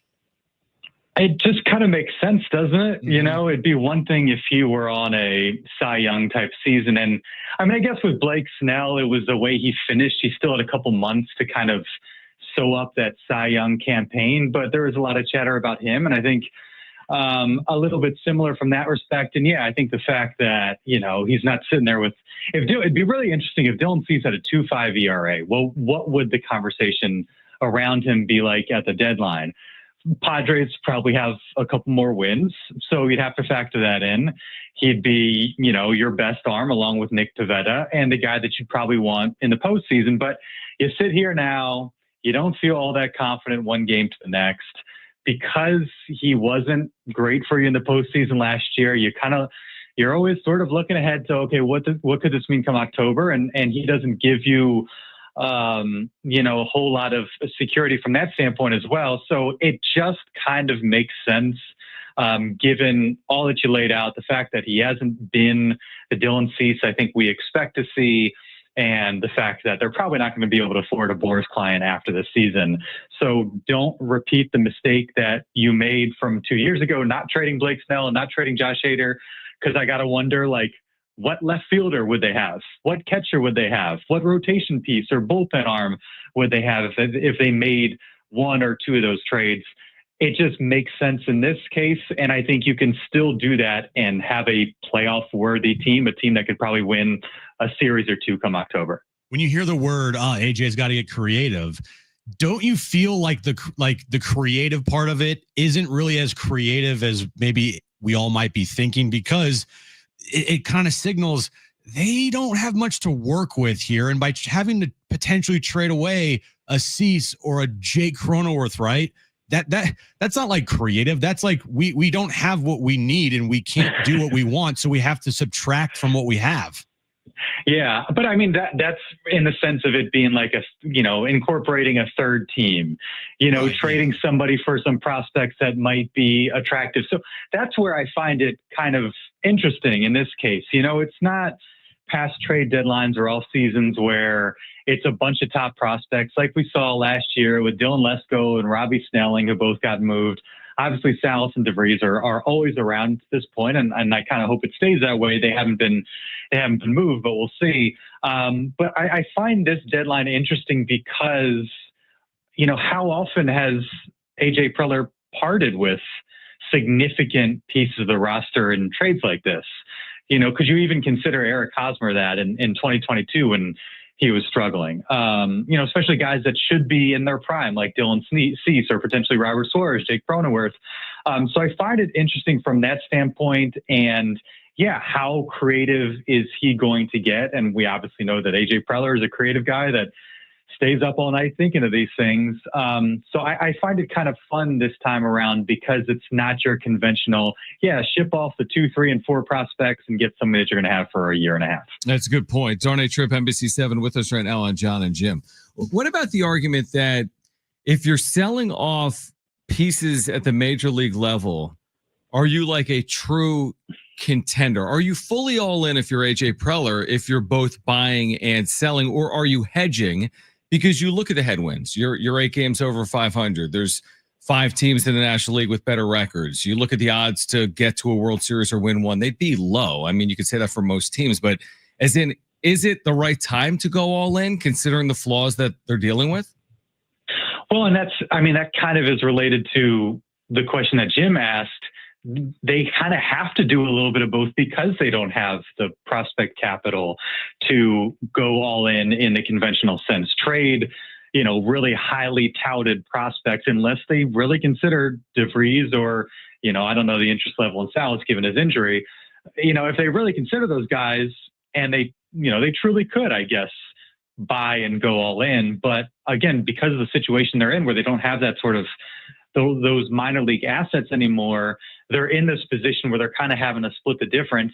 And I think, look, if you come out of it with a more balanced team, I think that's a win. And I think that's going to help you at the end of the day. Like, again, Dylan Cease isn't giving you what you would want Dylan Cease to give you. Robert Suarez, for the most part, has, I don't know the confidence level, one appearance to the next, if it's the same as it was, say, in April and May.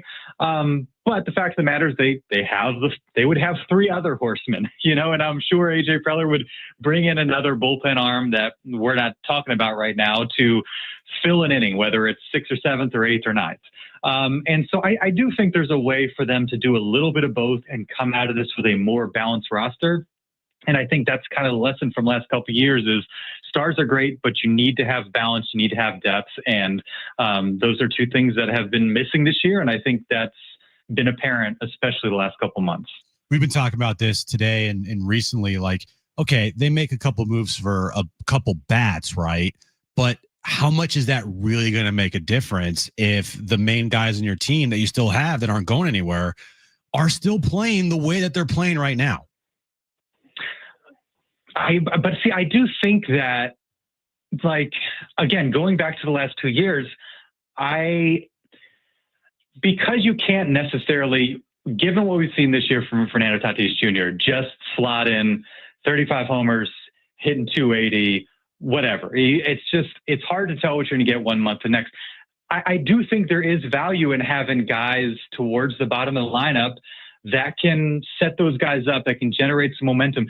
That's what made the team so good last year. And how many conversations were there going into 2023 about, like, okay, you lose Juan Soto, there's no way you're going to get better. They did. They got a lot better without the presence of their best hitter in 2023. And so it's a team that, like, vibes, momentum, chemistry, passing the baton, that sort of thing. It seems to mean something to this group and is part of kind of Mike Shildt's identity, what he wants to instill. And so I think you're right. I don't think you're wrong in saying that, like, okay, this all could be moved if Fernando Tatis Jr. isn't Fernando Tatis Jr. But I think it gives him a better chance to finish strong and go into the postseason with some momentum if you don't have holes at the 7, 8, and 9 spot. I mean, think about the Dodgers series last year. The most interesting part of the Dodgers series last year wasn't necessarily when Shohei Ohtani was at the plate. It was when they got to 7, 8, 9, and are you going to get out of the inning because those guys can do some things and then set the table for Ohtani. You don't want him coming up with 2 guys aboard, and that's just not a threat that these Padres have had. And if they had it, I think you're looking at a team that is more likely to win some games. You just brought up Tatis, and he's been a polarizing figure, I would say, for a long time, but certainly this year, because his start was very MVP-like, and it hasn't looked the same. There's been highs and lows. Where do you land in this conversation? There's some saying, you know, this guy, look at the overall body of work. He's having a very good season. And other people, I think we've trended more in this direction, saying it's been more disappointing than anything else. Where are you on Fernando Tatis Jr. at this point in his career in 2025? Well, when Jim is doing his retweet storm like he did yesterday of Tatis hitting nukes back in 2021 or wherever it was. I turn off retweets from Jim. Yeah, he also muted me, I think. Really, both those really smart. You can't just unfollow. Right. I think, yeah, it has felt unsatisfying. And I think the good thing is, you know, he has figured out different ways to contribute, get on base, steals, obviously what he does defensively. But like, we just know what type of explosive talent he can be. And when you have, it's been a little while since we've seen him go on one of those stretches where you feel like every single time he steps up to bat, you know, you could be seeing a ball go out of the yard. And there just hasn't been that level of consistency. You know, the swing and different things look a little bit different from one game or 1 week to the next. And you can tell he's sort of trying to find it and recapture that rhythm. I think it's, but then you look at him, he's what, top 3, top 5 in WAR in the National League. But you just know if he was the guy we saw towards the end of last year, beginning of this season, obviously in 2021, you know, because we've seen him be an MVP candidate, that kind of becomes the expectation. And that's not necessarily the guy we've seen to this point. And knowing what's in there and what we've seen in the past, it's always going to feel a little unsatisfying when that doesn't show up for long stretches. Well, if you miss what Tatis used to look like, just go to my X page and I have a bunch of retweets there. I mean, we did the deep dive yesterday, Darnay. We looked at the distance of his home runs in 2019 through 2021, then the distance of his home runs from 2023 beyond. Like, there's some real evidence in there in terms of like his offense. It's not just you know, hey, the OPS is lower or he hasn't hit as many home runs. I mean, he isn't. I mean, it's like, it's a fact. He is not the same hitter he was, right? I mean, isn't that a factual statement? He's over the last 3 years, he's an 800 OPS guy. Yeah. And I mean, I've kind of become a little bit obsessed with the leg kick this season. Right. And I think some people on Twitter are like, you idiot, you're not a swing coach. I know, I'm just making observations here. But I found myself looking at, you know, his technique back in 2021, and I don't know, it all seemed fairly consistent. And this year that has not been the case. And I don't know why that is.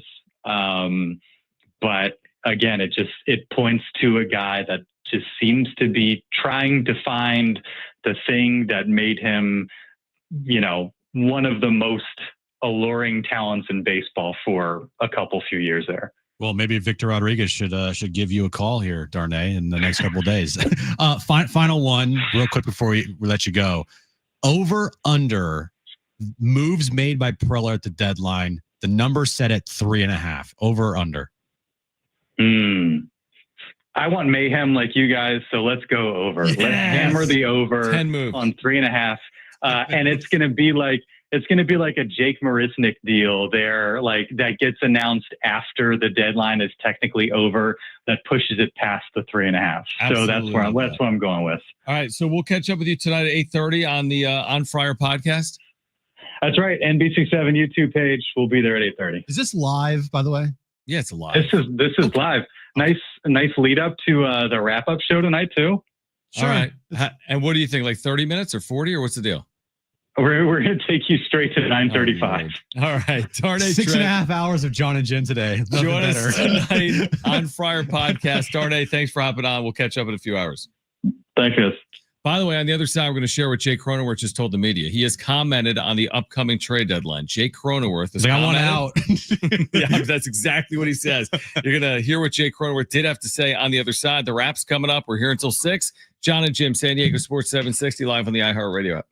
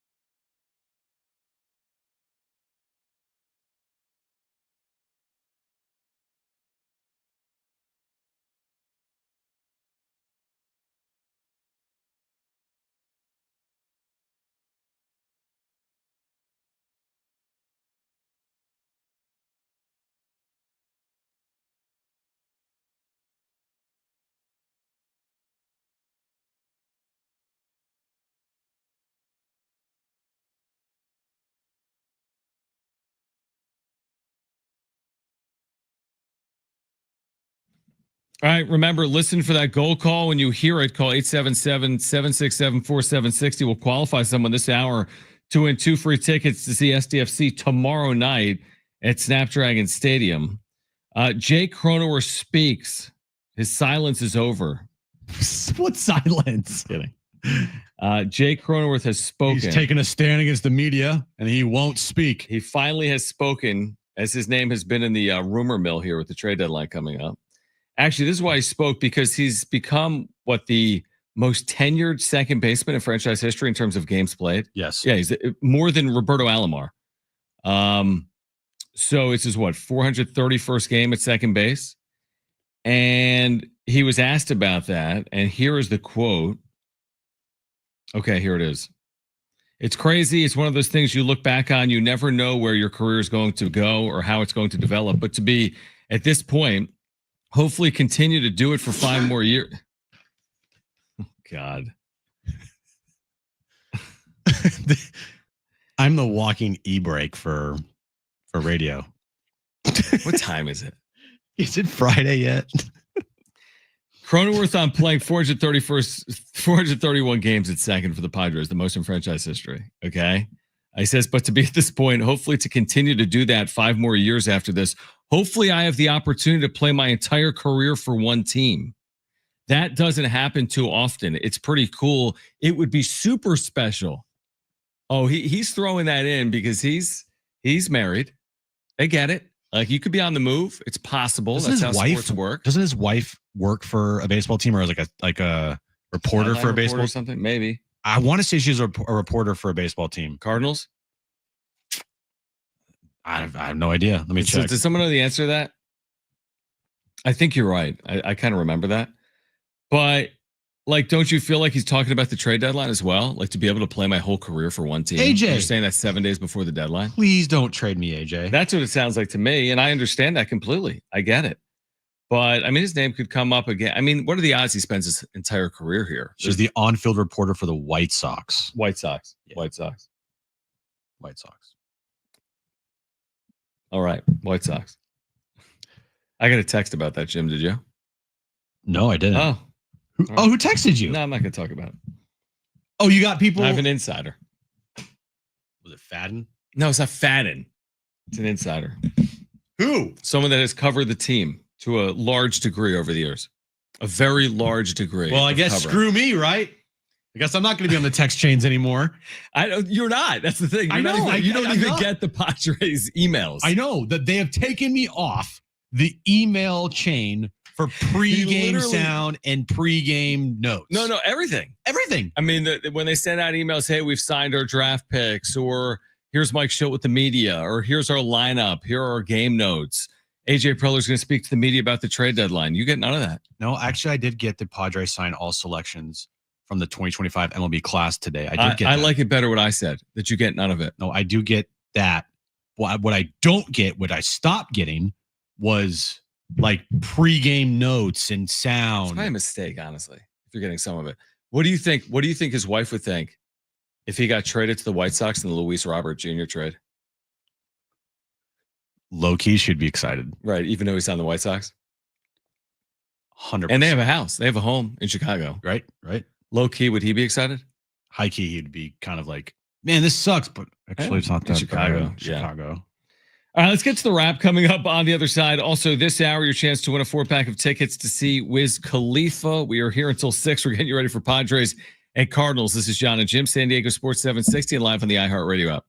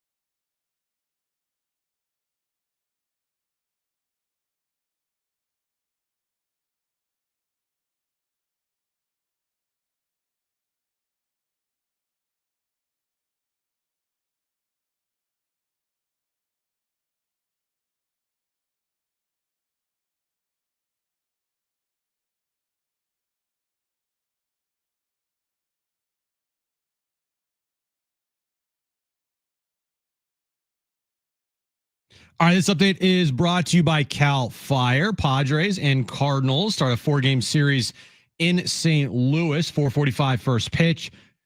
Yu Darvish on the mound for the Padres today.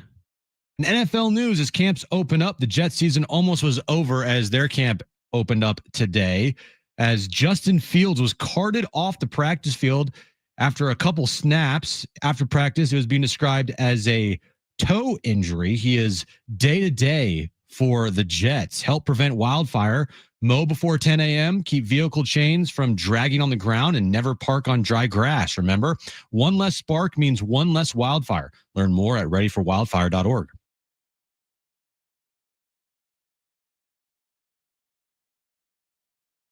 All right, Jon and Jim, we're getting you ready for Padres Cardinals game 1 in St. Louis. Padres, as we sit here today, are in playoff positioning 1 week out from the trade deadline, which is a week from today. So we'll see how active they are over the course of the next 7 days. All right, we had a conversation with John Wilner, who covers college athletics. We did it from Big Ten Media Days. We're going to share that with you coming up at 5:30. But right now, we're a little late on this. Let's get to it. It's time for the wrap. Presented by Sombrero Mexican Food. Check out their website at sombreromex.com. What's your favorite Hulk Hogan memory? So Hulk Hogan passed away today at the age of 71. Is that in your updates, by the way? It's not, because I wanted to talk about it and I just put it in my updates. That's not in your update? Sorry. Okay. Well, let's get to it here in the wrap. Well, we're talking about it right now. Favorite Hulk Hogan memory. See, I did not grow up during like Hulk's heyday, but Hulk versus The Rock in Toronto. I forget which WrestleMania it was. Brent, do you remember? 18, I think. 18. Where going into that match, Hogan was the bad guy. He was the heel. Rock was the baby face. But the crowd turned the match upside down. If you watch the match, there's a point in the match where Hogan starts hulking up and the crowd loses their mind. And it was one of the, I think, coolest, best moments in WrestleMania history. And this is obviously when Hulk was at the end of his career. But for me, growing up, that's a moment I remember from Hulk Hogan versus The Rock at WrestleMania in Toronto. It was crazy. Here's my memory, because I have a brother that's 7 years older than me. We had, Brent may remember this, there was like a weightlifting Hulk Hogan set where it included the thing, what's the thing called where you grip it and you like squeeze it? Like it's like a weightlifting piece of equipment that you grip. Yeah, I know what you're talking about. It included that and like, I don't know, a couple of like, it was like a whole Hulk Hogan like weightlifting set. I was probably like 7. My brother was like 12 or 13. And I like vividly, for whatever reason, when I learned that he passed away today, my mind immediately went back to that Hulk Hogan weightlifting set. I guarantee someone listening to us right now had that very exact set. I don't know. Listen, I didn't grow up a wrestling fan, but is there a bigger name in the history of wrestling than Hulk Hogan? He's like right there, right? Is there a bigger all-time name than Hulk Hogan? That's about as big as it gets, right? The Rock, Stone Cold, Hogan, Andre the Giant.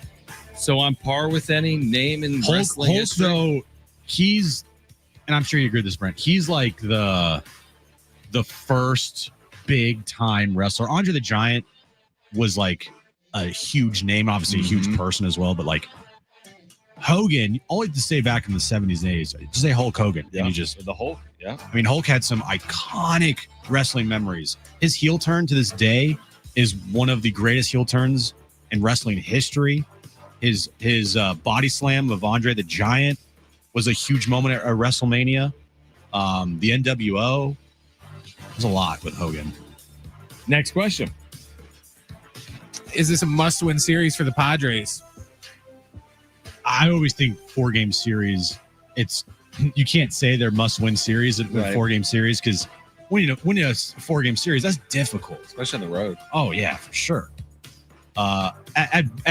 Just split the series. You know, you split the series, you feel good. And you come home 5-5 on the road trip.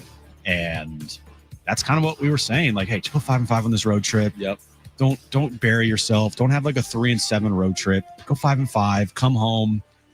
You know, Mets are a good baseball team, and they struggle against teams over 500. But take 2 or 3 from the Mets, you're 9 games above 500 going to the trade deadline. And for how they've been playing, you take it. Yeah, don't lose the series. There's this ridiculous stat we got tagged in about tonight. For example, Sonny Gray as a favorite. Listen to this. Sonny Gray with the Cardinals as a favorite at home. The Cardinals are 12-0 the last 12 times that's happened. 12-0 the last 12 times Sonny Gray has been a home favorite. Tonight, he's a home favorite against the Padres, proving this point. It's not an easy series. The Cardinals have fallen off, but it's not an easy series. The Padres historically have played terribly in St. Louis. If you take 2 out of 4, you live to see another series. Yeah, well, how many times has Sonny Gray faced the Padres in that situation? That's right. Yeah. Yeah, he hasn't faced Bryce Johnson. Here come the Pods, baby. Well, hopefully they can, again, buck that trend. Be careful saying that. Next question. Is the Jet season over already? This morning was amazing from the simple standpoint of like the season started, and it was to a lot of Jets fans and probably every Jets fan. I saw Mike Greenberg have like a meltdown on TV this morning. You didn't know any information until the end of practice. So for like a good 45 to an hour window, like a leg injury. They thought it was like a ACL or a calf or whatever it was, right? Yeah, but their season is over. Like their season's always over. The season's always over. Justin Fields, like they might do a little better, but yeah, I mean, thankfully for him, and seriously, nobody wants to lose their quarterback in July. No, like that's the worst possible scenario. So hopefully he's all right. But yeah, I mean, are they winning 10 or 11 games with a healthy Justin Fields? Probably not. So the answer is always yes. Get ready for a 7-10 season. It's like the meme of who is it? Like the Simpsons character that walks in and then he walks out because like, oh, thanks for playing, Grandpa. That's basically the Jets. Yeah. Next question. Would you rather the Padres trade Dylan Cease or Jake Cronenworth? Dylan Cease. I think we've talked ourselves into that today. Yeah, definitely. And over the last couple of weeks, you know, while you were gone, kind of bringing that up first of like, you know what? This ain't it. And if you could get something for him, I mean, yeah, you might want to look at that. Not saying that they have to trade him, but there's no harm in just putting his name out there and seeing what you could fetch for him on the market. And by the way, you've already pretty much done the groundwork because you've shopped him in the offseason. And I bet you a lot of the teams that are checking back in with the Padres about Dylan Cease are the same teams that were checking in on Dylan Cease in the offseason as well. Price has gone way down for those teams. It has. To get him with a full year as opposed to 2 months. And then also you couple in the way he's pitched this year. But I'm with you. I mean, I can make a very easy argument to trade away Dylan Cease. It's a harder argument on Jake Cronenworth because he has been a good, productive player for this team. He is having a nice little resurgence this year. He is controllable at a decent price tag moving forward, although you would be selling high on Cronenworth, and I feel like that could give you a real return. I don't know what the return's going to be for Dylan Cease. 2 months, 10, 11 starts. Well, at least you get something back for him. Oh, you're going to lose get something, yep. And trading Jake, I get it from a long-term standpoint because you're offloading that money. Yep.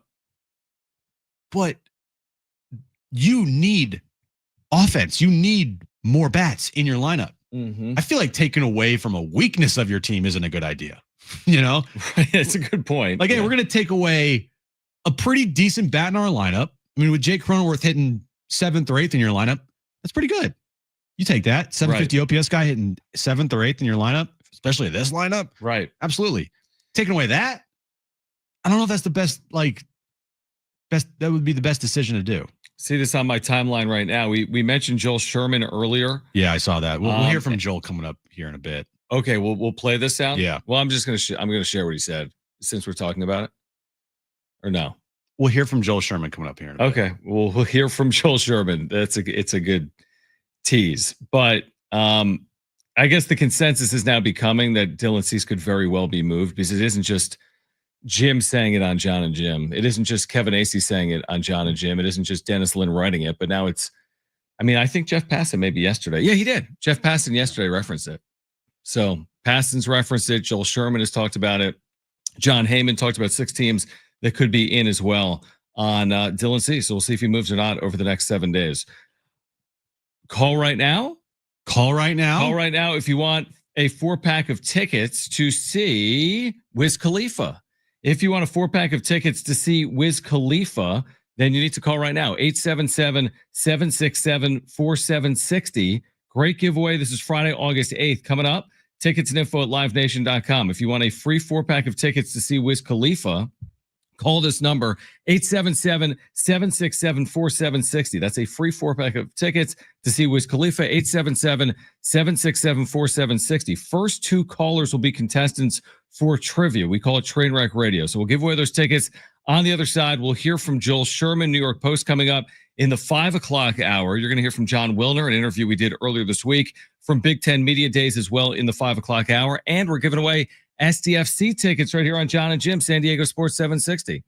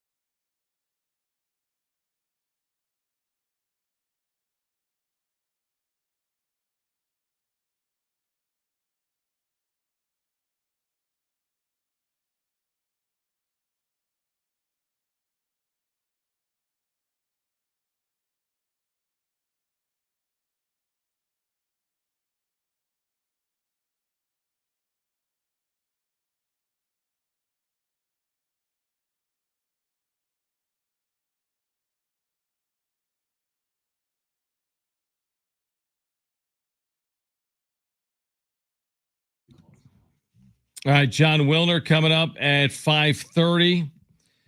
We'll hear from Joel Sherman, New York Post, coming up at 5 p.m. We have career tickets to give away in the 5 o'clock hour. We have SDFC tickets to give away in the 5 o'clock hour as well, as the Padres and Cardinals begin their 4-game series in St. Louis. Padres faced the Cardinals. We went through this exercise yesterday. They haven't faced them yet at home, right? So first meeting of the year? First meeting of the year, yeah. Between the Cardinals and the Padres. And a very intriguing pitching matchup, by the way, in Sonny Gray opposite Yu Darvish. You got like a 40-year-old on one side and a 50-year-old on the other side. I don't know how old Sonny Gray. Sonny Gray's old. Sonny and Gray's Darvish not is 40 older. years old. No, but Darvish is. Darvish is old. That's what I'm saying. Two old pitchers are squaring off. What's Sonny Gray? 35, 36? Sonny Gray. Hold on. 35. 35. Oh, It feels like he's 100. He's actually having a pretty decent year. 9-4 with a 4.04 ERA. I know. At home, I told you he's as a home favorite. They're 12-0 in his last 12 starts as a home favorite. So hopefully the Padres can do something against Sonny Gray as the Cardinals kind of limp back home. They were beaten in a series by the Rockies. A terrible road trip. They're only one game over 500, but these two teams are only separated by 3.5 games in the standings, the Padres and the Cardinals. Maybe Fernando Tatis Jr. can hit a couple home runs this series and turn back the clock. Or maybe the Padres can hit a home run this series because they didn't their last series in Miami. So maybe they can collectively as a team hit a home run in this 4-game series in what looks to be hot and humid St. Louis. Ball might be flying. Could be. All right, Joel Sherman at 5 p.m. right now. Let's get to this.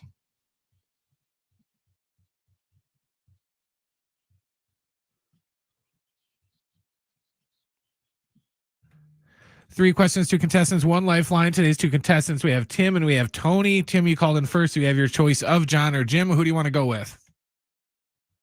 I'll go with Jim. Okay. All right, Tim and Jim. Right. Tony, you get John, okay? All righty. All right, perfect. Brent, what's the question of the day?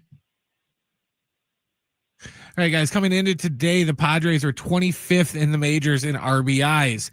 Counting the Padres, there are 8 teams that have less than 400 RBIs so far this year. Today's question, name any of those other 7 teams with less than 400 RBIs so far this season. All right, Tony, you're up first. What's your first guess? You do have a lifeline if you want to use it. I'm going to guess the A's. The Sacramento, but don't call us Oakland, Las Vegas A's. No. Tim, you're up. What's your first guess? You do have a lifeline if you want to use it. I'll say the Pirates. The Pittsburgh Paul Skeens. Always a good guess. We were just looking for the teams that have scored the fewest runs. Correct. Tony, you're up next. What's your second guess? You do have a lifeline if you want to use it. The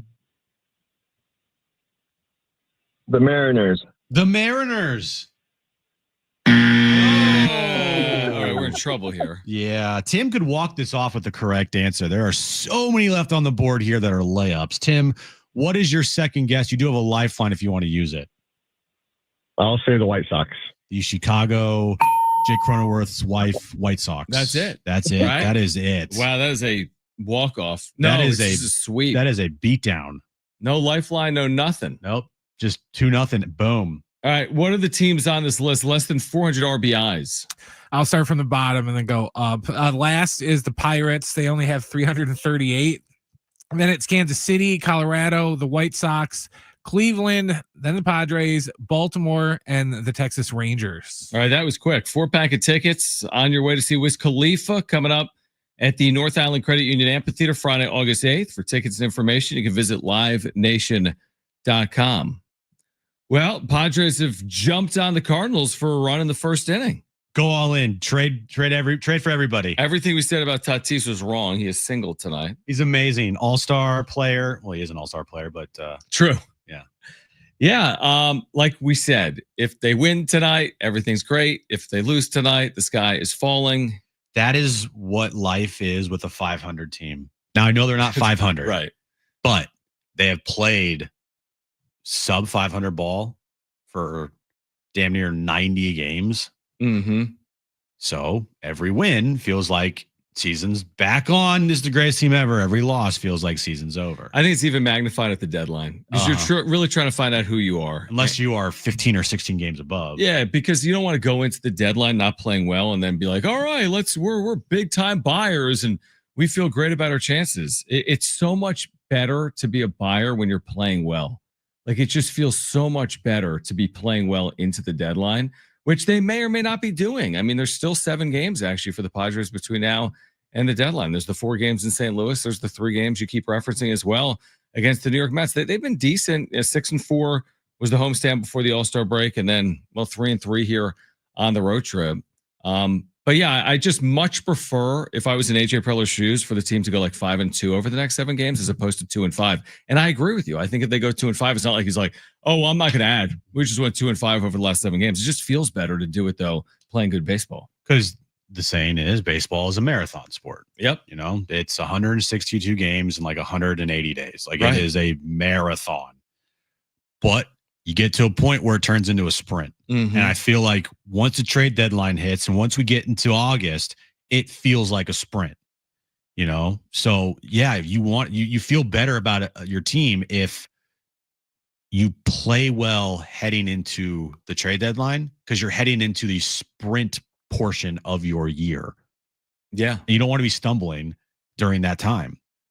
Couldn't ask for a better start tonight as they've jumped on the Cardinals for a couple of first inning runs. They did this.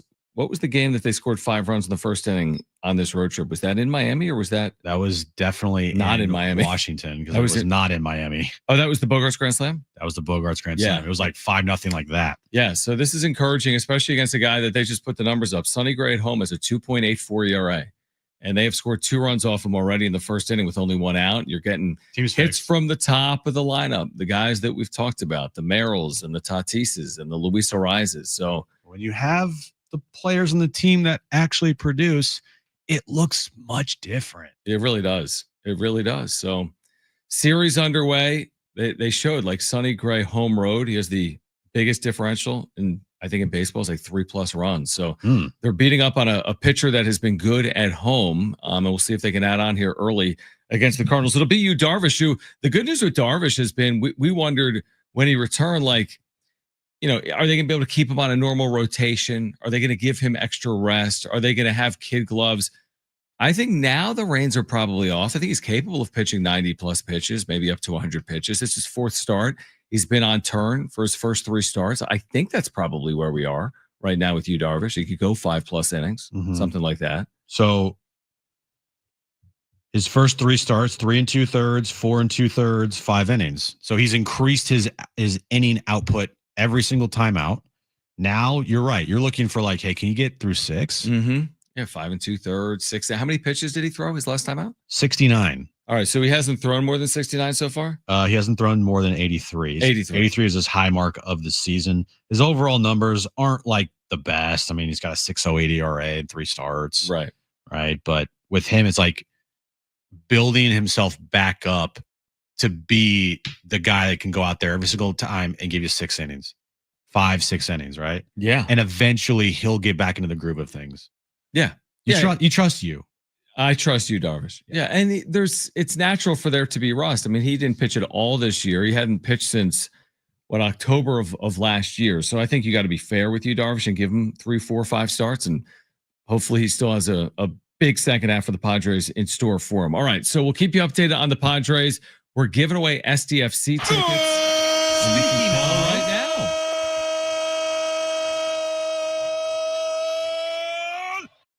All right, call 877-767-4760 to qualify to win 2 free tickets to see SDFC tomorrow night at Snapdragon Stadium. Again, 877-767-4760 will qualify a listener, and then we'll announce the winner coming up at 5:30. We'll hear from Joel Sherman, New York Post.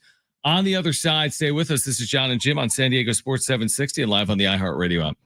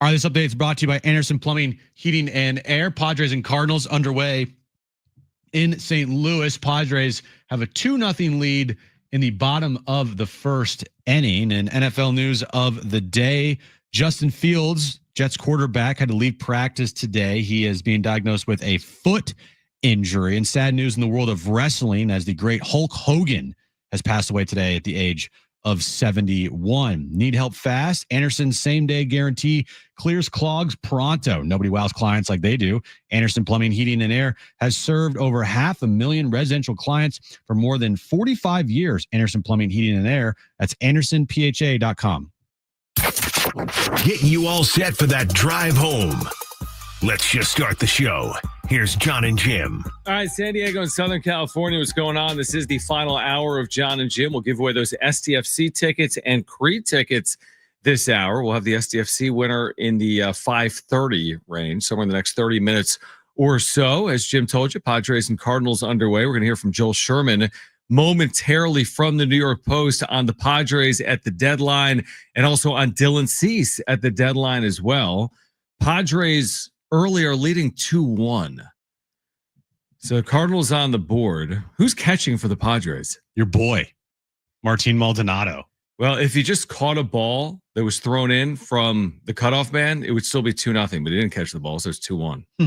Anyway. You like that breakdown? I love that breakdown. Maybe more breakdown of that tonight on not only the wrap-up show, but on Fryer. Who is on Fryer? Is it just Darnay, or is it just Darnay and us? Yeah. Have you? I haven't watched. No. Oh my gosh. I'm serious. We've been on Fryer before. He's got like hosts. Oh, that's right. We've only been on like just me or you, not both of us at the same time. Plus, he has like co-hosts from NBC. It's not the Darnay show. Like Derek's been on. Yeah, he'll have guests. He'll have Kyle Glazer on. Right. So anyway, at 8:30 we're gonna do it. Yeah, dude. At 8:30 after Padres Cardinals will be on his podcast on YouTube, and then we'll do the wrap up show. At so 9:30. After our 2 to 4 show today, no 2 to 6. Sorry, 2 to 6 show. It's even worse. From our 2 to 6 show, we'll have a couple hours to eat and visit. Well, I will. You're alone, so it's fine. Yeah, I'm actually doing dinner with my mother-in-law. Oh, okay. Yeah. Well, you'll get to go. I'm going to do dinner, and then I'm going to get home, and I'm going to 8:30 to like 10:30. We're on the YouTube. It could probably longer than 10:30, like you said. By the time we start, by the time we finish. Oh no, we're starting at 9:30 on the dot, bro. 9:35. 9:35 on the dot. Yeah, I'm with you. And we are ending by 10:30 on the dot. My guess is by 9:30, there's another Padres trade rumor, and I'm not kidding. I'm sure there'll be another report on the Padres between now and 9:30. We're going to hear from Joel Sherman. Brent's grabbing the sound from Joel Sherman at the New York Post. We'll hear from him coming up in a moment. Jon Wilner at Big Ten Media Days. If you missed that conversation, you're going to hear it coming up at 5:30.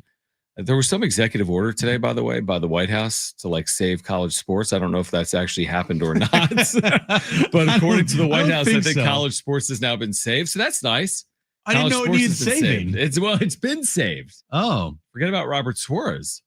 College sports have been saved by the White House. Anyway, we'll hear from Jon Wilner coming up at 5:30. Do we have Joel Sherman? I don't even know where this starts, so Brent's gonna have to clue us in on where it starts. He's talking about the trade rumors. He gets on to Dylan Cease, and he talks about the likelihood of him being traded here at the deadline. Okay, let's play it. guy who started for the Padres was Dylan Cease, and Cease also is not having a good year. He lost this game. He's 3-10 with a 4.59 ERA. That's significantly up from where he was last year, but he's still a guy who's striking out almost 30% of hitters. His walk rate is pretty good in the 8% range. He's a bit of a horse, and the Padres clearly are out in the marketplace trying to see, can they use him to go get a left fielder and starting pitching depth? They would obviously like the idea of like Cease, Pivetta, Darvish, and eventually Michael King, who's due back in August from a shoulder injury, as a rotation for the playoffs. But maybe to get to just the playoffs and to be set up for next year, because Cease and King are free agents, they need to add some starting pitching depth.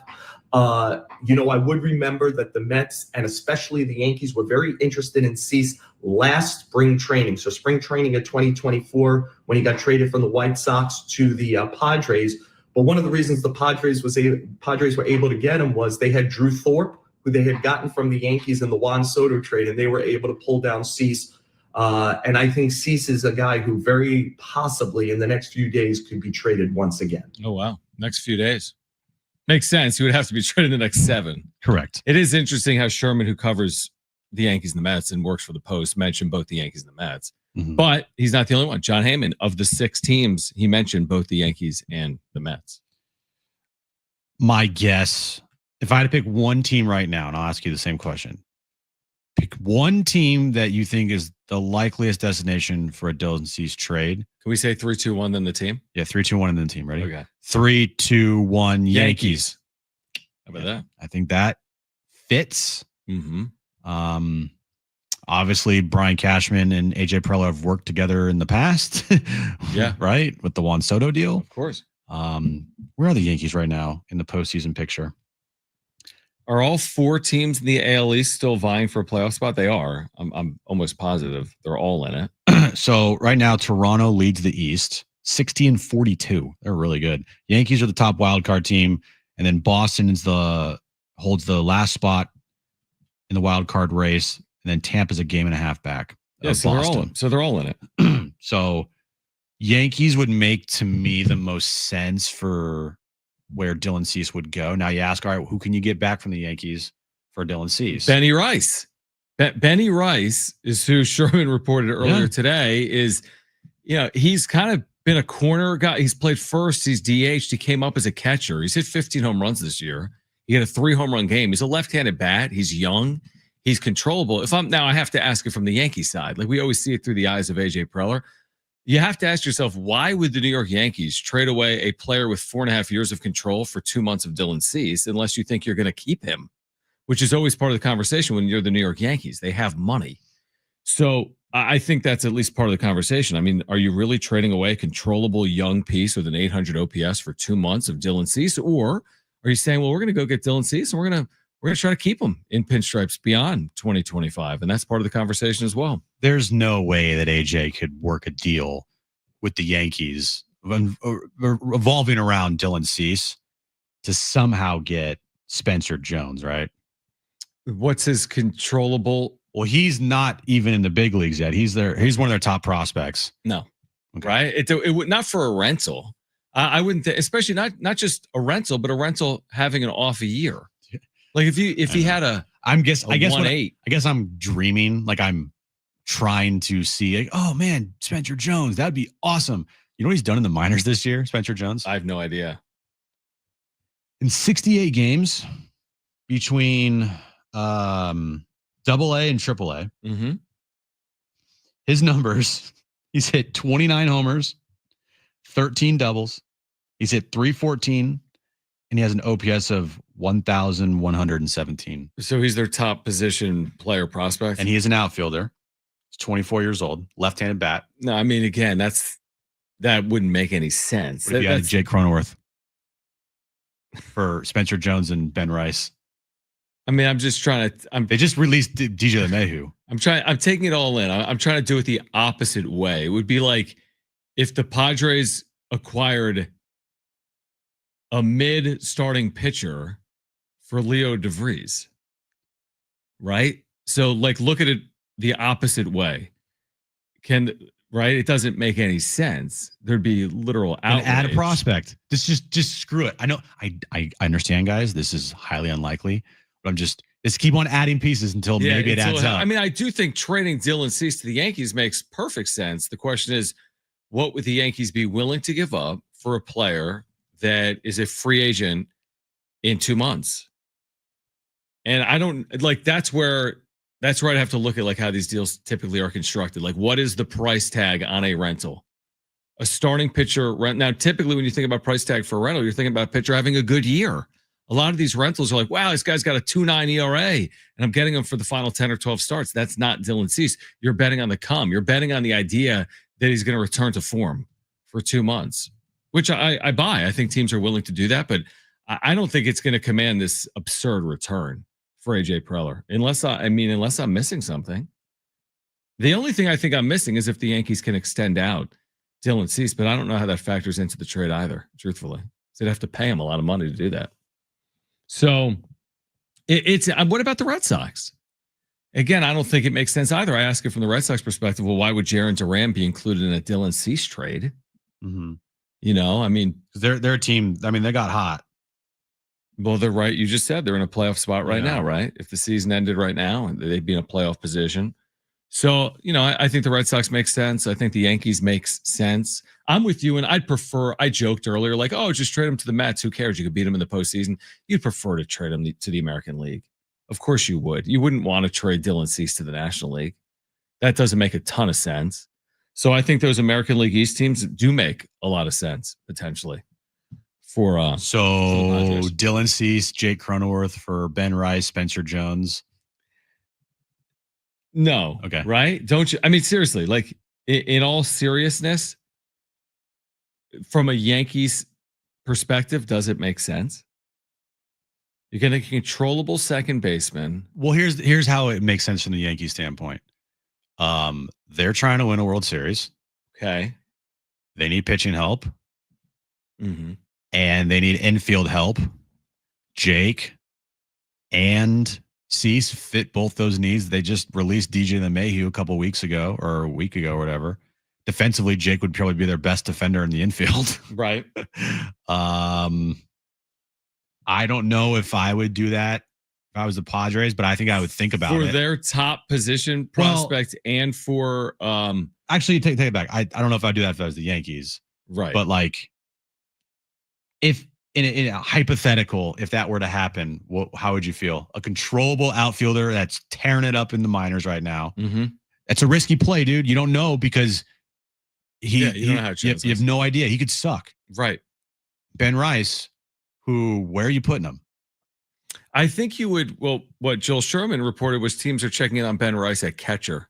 Okay. The viability of Ben Rice playing catcher. He came up as a catcher. He's played some catcher this year. I think 12 starts. I looked it up earlier.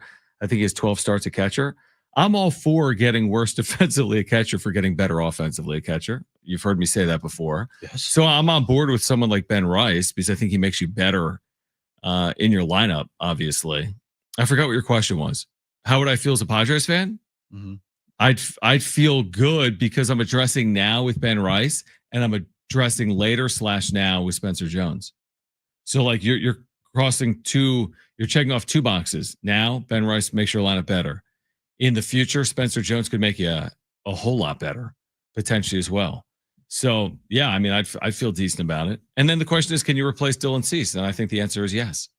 Because couldn't you just go out and acquire a starting pitcher that's having an average year? I just searched up Spencer Jones, like trade interest. And there's a lot of articles about like Spencer Jones, his dominant AAA is now demanding attention in the trade market. Mm-hmm. Like it doesn't feel like I'm finding many things that's like, oh, he is completely untouchable for the Yankees. Right. 24 years of age. Yeah, you know where he's out of? Where? La Costa Canyon in Carlsbad. There you go. Perfect. Isn't that crazy how everyone's out of Carlsbad? Like everyone's out of San Diego? Everybody. How often have we said that? But yeah, out of La Costa Canyon in Carlsbad. That's crazy. And played at Vanderbilt. I'm not holding my breath, but interesting. Very interesting. Dylan Cease with the prospect for Spencer Jones. Dylan Cease with a prospect for Spencer Jones. I mean, I don't even know if the Yankees would do that, but we can continue that conversation on the other side. Plus, we're going to hear from Jon Wilner coming up at 5:30. Plus, on the other side, we'll give away Creed tickets. Be listening for that SDFC sounder as well. We're giving away those tickets coming up at 5:30. We're keeping you up to date on Padres and Cardinals as well. Jon and Jim, San Diego Sports 760, live on the iHeartRadio app.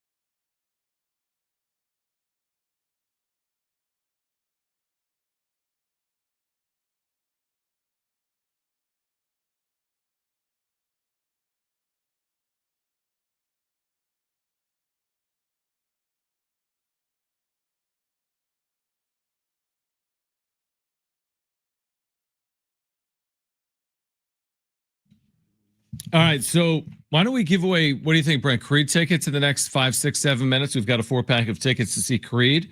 So we'll do that coming up. Be listening, and then call 877-767-4760 when we tell you when to call.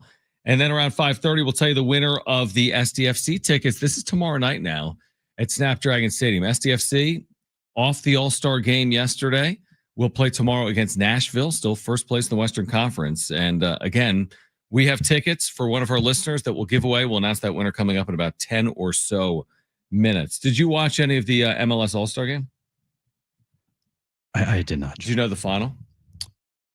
I know that the MLS All-Stars beat the Liga MX All-Stars. That is correct.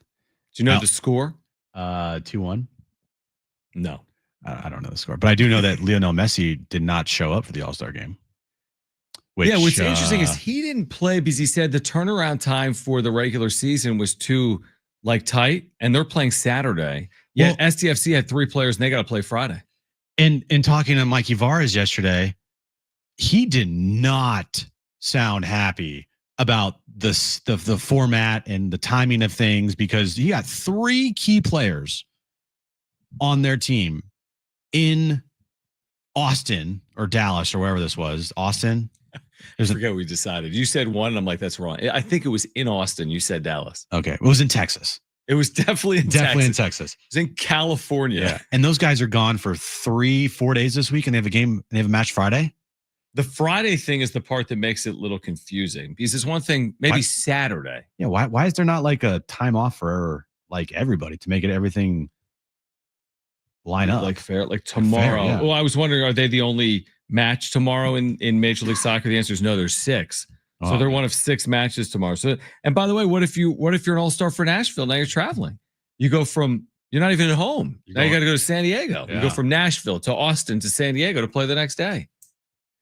Here's the thing with Major League Soccer, and we've said this, but they're putting a lot of games in, right? With the League's Cup, with the All-Star game. When you have the multiple matches in a week, that is more challenging. And you look at what's going on right now in the standings, and San Diego's hanging on. I mean, they're still in first place. It's crazy. They're in first place right now in the Western Conference. They're taking on a Nashville team with 47 points tomorrow, Jim. They're the second best team in the Eastern Conference. It is a tough matchup. And to prepare for this match on Friday with 3 of your best players missing this week, that's difficult, man. That's not right. Now, luckily they'll be back, but I mean, preparing and cramming everything in to get ready for Friday night's match and traveling, and it's a lot. Quick turnaround for those 3 guys. That's a lot. You're right. Let me ask you this. How do Yu Darvish's struggles, and he is struggling mightily. Oh, I didn't see what happened. He just allowed a 3-run home run to Wilson Contreras after allowing a 3-run home run to someone else. So 6 runs of home runs in the inning. How do Yu Darvish's struggles impact Dylan Cease? That's a very good question. That's the question. That's a very good question, John, because I said earlier today, maybe this would signal that they feel good about Michael King and where he's at with his recovery. King, good point. Good point on King. But this is also dependent on we also feel good about Darvish as well. So if they had a healthy Yu Darvish pitching well, and then Michael King returns in a couple weeks, and then Nick Pivetta continues to pitch the way he's pitching, you got Randy Vasquez and Ryan Berger and Stephen Kolek. But I mean, the back end of your bullpen, but Darvish. I mean, are you pitching Yu Darvish in the post? I know it's July. You're right. 60 games is a lot of games still to be played. He could look different. He really can. You know what's funny is even with Darvish, the way he's pitching right now, it's only his 4th start of the year. Yeah, I would still trust him in a postseason game over Dylan Cease. It's a good point. I agree, but I can make excuses. I can say it's his 4th start. I can say it's 100 degrees. I can say all of it. Here's how you break it down. Yu Darvish has not pitched well since his return. And it's super concerning just in general, because you kind of wonder, we talk about next year, you got an aging Yu Darvish in your rotation. Maybe. I mean, if he returns. Exactly. He can retire for all we know. Again, this is one start. I'm not saying his entire future is determined on what's happened here in St. Louis. That's not fair. But you talk about laboring. 45 pitches through 2 innings. He allowed 7 runs. Yikes. Including 2 3-run home runs in 1 inning. One of the Padres, Sunday they had a grand slam. and they hit a grand slam Friday as True, but you're asking this offense now to come to life. well. Good luck. We'll see. 7-2 Cardinals. All I'm right. glad that we have another 100 half hours hour and then another 2.5 hours later tonight on the On Fryer podcast on the Wrap Up Show to talk about this game. We're going to talk I about can't wait We're for going to talk this. all about it. Yay! All right, John Wilner, Mercury News, Wilner Hotline from Big Ten Media Days earlier this week on the other side. Call right now if you want a 4-pack of tickets to see Creed August 6th. This is less than 2 weeks away. North Island Credit Union Amphitheater, first caller. They are your tickets. 877-767-4760. Awesome giveaway. Free 4-pack of tickets. Tickets and info at Ticketmaster.com. Call right now if you want them. 877-767-4760. Again, 877-767-4760. We'll share the winner of the SDFC tickets for tomorrow night as well. On the other side, updates from St. Louis. Plus, you'll hear from John Wilner, Mercury News, on the Pac-12, the Mountain West, and much more coming up on the other side. This is Jon and Jim, San Diego Sports 760, and live on the iHeartRadio app.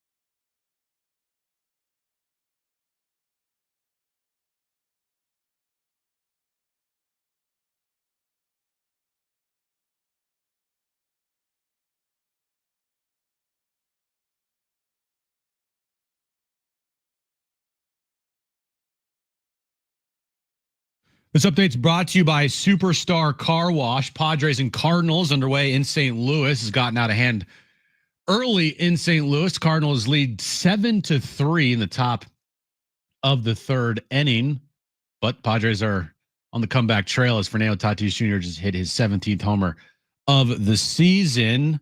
NFL news of the day: Justin Fields, Jets quarterback, was carted off the field after practice or during practice today.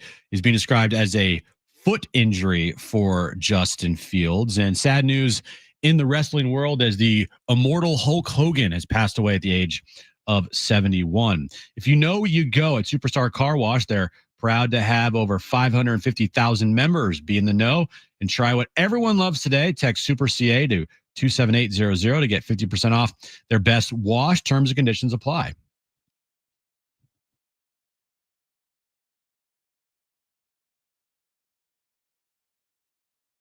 All right, we're going to hear from Jon Wilner. Mercury News coming up in a moment. But first, we do have the winner of our SDFC pair of tickets for tomorrow night at Snapdragon Stadium against Nashville SC. So can we get a drum roll, please? Congratulations to Juan from San Diego. You are going to SDFC's match tomorrow night against Nashville. And if you're going to tomorrow night's match and you're going to Fan Fest before the match, make sure you find the San Diego Sports 760 tent. There's going to be a QR code there. You can scan the QR code to enter for a chance to win a team-signed SDF jersey. We're giving one of those away. All you got to do is find the San Diego Sports 760 tent tomorrow at FanFest. Scan the QR code and enter to win that team-signed jersey.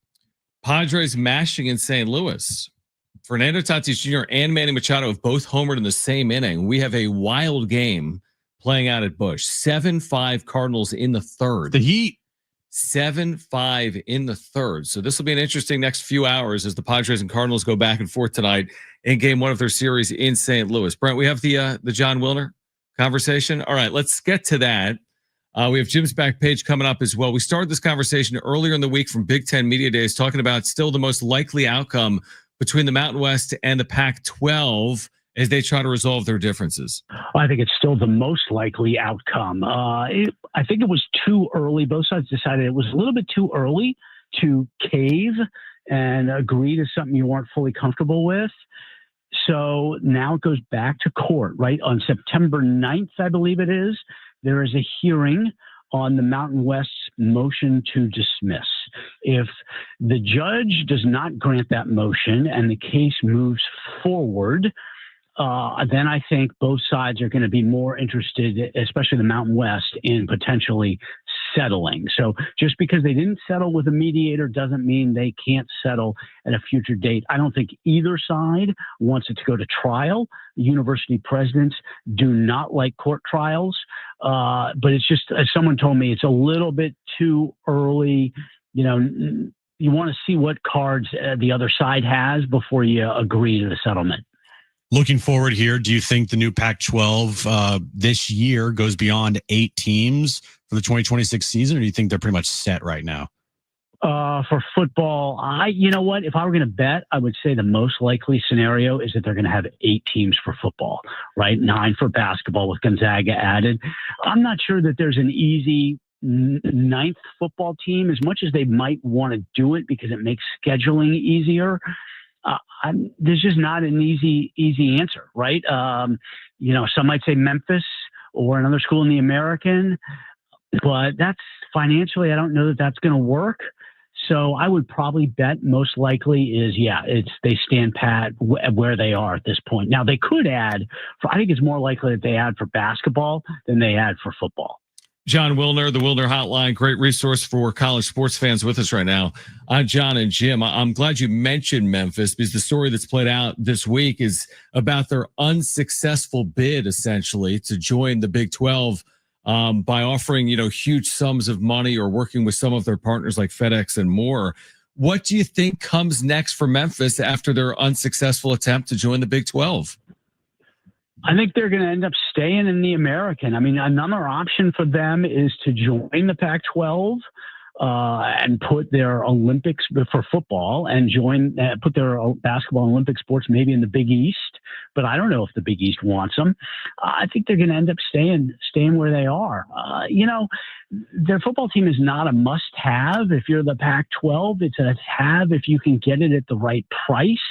And part of the problem is, the average school in the American gets about 7 or 8 million in media money every year. But the Americans got a deal where the longstanding members, including Memphis, get an above average payment. So Memphis actually takes home about 10, 11 million in media rights. And so the Pac-12 is going to have to offer them enough, not only to equal what they're getting, but then to offset the added travel costs. And I just don't think the Pac-12 is going to have enough money. Now, they could dip into their assets potentially, but I'm just not sure that Memphis offers the bang for the buck to make it worthwhile. The media rights deal for the Pac-12 taking shape. Who could you see being, the remaining Pac-12 media partners? Well, I think the CW is a real good bet. They've had the Pac-12 for these 2 years, right? The 2 years where Washington State and Oregon State are playing by themselves. CW has partnered with them in each season. CW's also got the ACC for football. So I would bet that the CW and then maybe ESPN or potentially Turner, the TNT, TBS, because they have lost the NBA. So Turner needs sports programming to replace the NBA. They have March Madness. So getting Pac-12 basketball would potentially be a nice complement to their March Madness portfolio. John Wilner with us right now. Jon and Jim, San Diego Sports 760. Let's turn our attention here to what's playing out nationally. You're at Big Ten Media Days in Las Vegas. That alone is a sign of the times. What is it? It's kind of amazing. Who would have ever thought? But here we are. Explain for our listeners, what is it about the Big Ten and the SEC not seeing eye to eye on an expanded college football playoff? It seems like cutting off your nose in spite of your face. An expanded playoff ultimately will benefit the SEC and the Big Ten. They'll have more teams in, but they may not expand because they're not seeing it the same way, right? That's correct. They each have a different idea of the role of the selection committee and the number of at-large bids. And the Big Ten wants a format that has very few at-large bids. They want a 16-team playoff in which there are only 3 at-large bids and everything else is decided ahead of time. The SEC favors a 16-team format in which there are 11 at-large bids. Now, why is the difference? Well, the SEC only plays 8 conference games. Big Ten plays 9. If you are relying on a selection committee to pick more than half of the field, selection committee could end up getting swayed by a team's 1-loss record, right? Mm-hmm. Boy, 9-3 looks a lot better than 8-4. 10-2 looks a lot better than 9-3. Well, the SEC has the advantage because that lack, the fact that they play 1 fewer conference game means their teams on the whole are going to have better records because that the Big Ten is playing the 9th conference game and the SEC is playing a 4th cream puff. So the SEC records are going to look better. And if you're relying on a subjective committee, the Big Ten fears that the SEC will get the benefit of the doubt. And looking forward here for, conferences like the new Pac-12, you envision that there's going to be this, automatic qualifier from the Pac-12 going forward here into the college football playoff, or how do you envision that playing out? Well, the playoff, one of the few things that is a certainty in the playoff is that the 5 highest ranked conference champs are going to get in. So basically, that means that there's 1 spot, automatic spot for the highest ranked team from the Pac-12, the Mountain West, the American, Sun Belt, MAC, Conference USA. So whether the Pac-12 champ is San Diego State, Boise State, Washington State, Oregon State, that team is going to be competing against the champion of the American and those other leagues for that 1 automatic bid. And that is a huge motivating factor for the new Pac-12 in terms of which schools it's adding. the type of schedule it's going to play. All of these strategic decisions are based on putting itself in the best position to get that playoff bid that goes to the highest ranked team from outside of the Power Four conferences. Yeah, it'll be interesting to see because, again, Boise, obviously coming off a college football playoff appearance, might be favored to do it again. And, of course, Boise among the schools heading to the Pac-12 in 2026. Switching to basketball, it felt as if there was momentum, even though people didn't necessarily want it, to expand this tournament from 68 teams to maybe 72 or 76 teams. Has that momentum slowed? Is it now unlikely that the men's and women's basketball tournaments will be expanding anytime soon? Yeah, it's interesting that the expansion movement for both football and basketball has kind of stopped, but dissipated a little bit. The NCAA tournament is going to expand eventually to 76, I think, but it's unlikely that it'll be for this coming season. If they want to get that thing to 76 for next March, they have to decide in the next couple of weeks. And I don't think that they're close enough. One, there's a huge amount of public opposition, which they're sensitive to.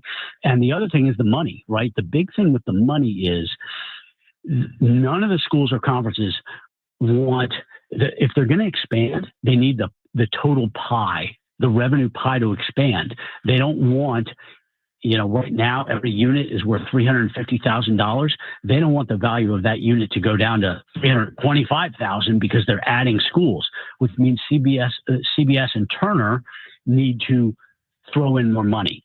So if they can get enough money to make everybody whole, adding 8 teams, they may do it, but I think it's unlikely for this coming season. Final question, John, from me is just about the role Las Vegas is going to play in your mind for the future of the Pac-12. With or without UNLV, will the Pac-12's tent pole events, Mountain West basketball, Pac-12 basketball, Pac-12 media days, potentially even Pac-12 football championship game, do you envision Las Vegas being like an anchor city for the Pac-12, even if it doesn't include UNLV? Oh, I think there's no doubt about that. Now, will they put every basketball tournament and every football championship game here? That I don't know, but I would think that Las Vegas would be the most prominent site for those big events, right? I mean, it's still, a destination spot, whether it's the old Pac-12 or the new Pac-12. People want to come to Las Vegas, and they know that. And the bottom line to me is, the Pac-12 would love to have Las Vegas, I think, more than it wants to have UNLV, right? So they're going to continue to come back here. There's no doubt about that. John, great reporting and insight. We appreciate it here in San Diego. Enjoy everything that Big Ten Media Days has to offer in Sin City, and we'll do it again soon. Thanks for hopping on. Thanks, John. Thanks a lot, guys. All right, John Wilner from earlier this week in Las Vegas at Big Ten Media Days. All right, we'll have an update for you from St. Louis. Padres and Cardinals involved in a wild one in game 1 of their 4-game series, plus Jim's back page coming up on Jon and Jim.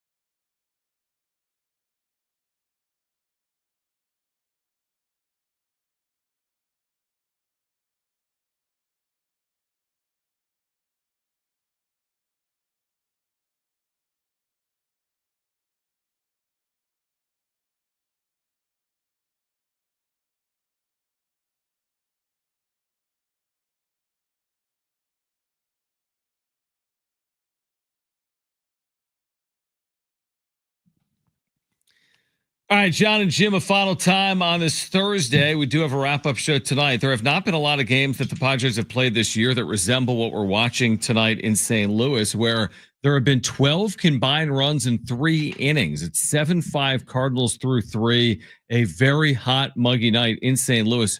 Who on earth knows what happens from here on out? But 12 combined runs, 7-5 Cardinals. It was 7-2 at one point.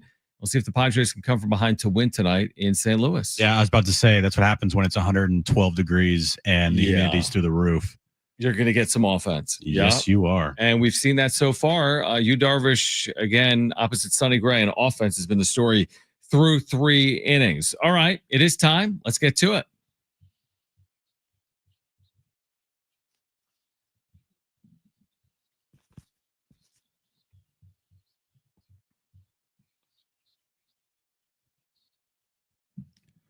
Taco Bell, John, is set to release a new Cinnabon Dulce de Leche Bites starting on July 31st.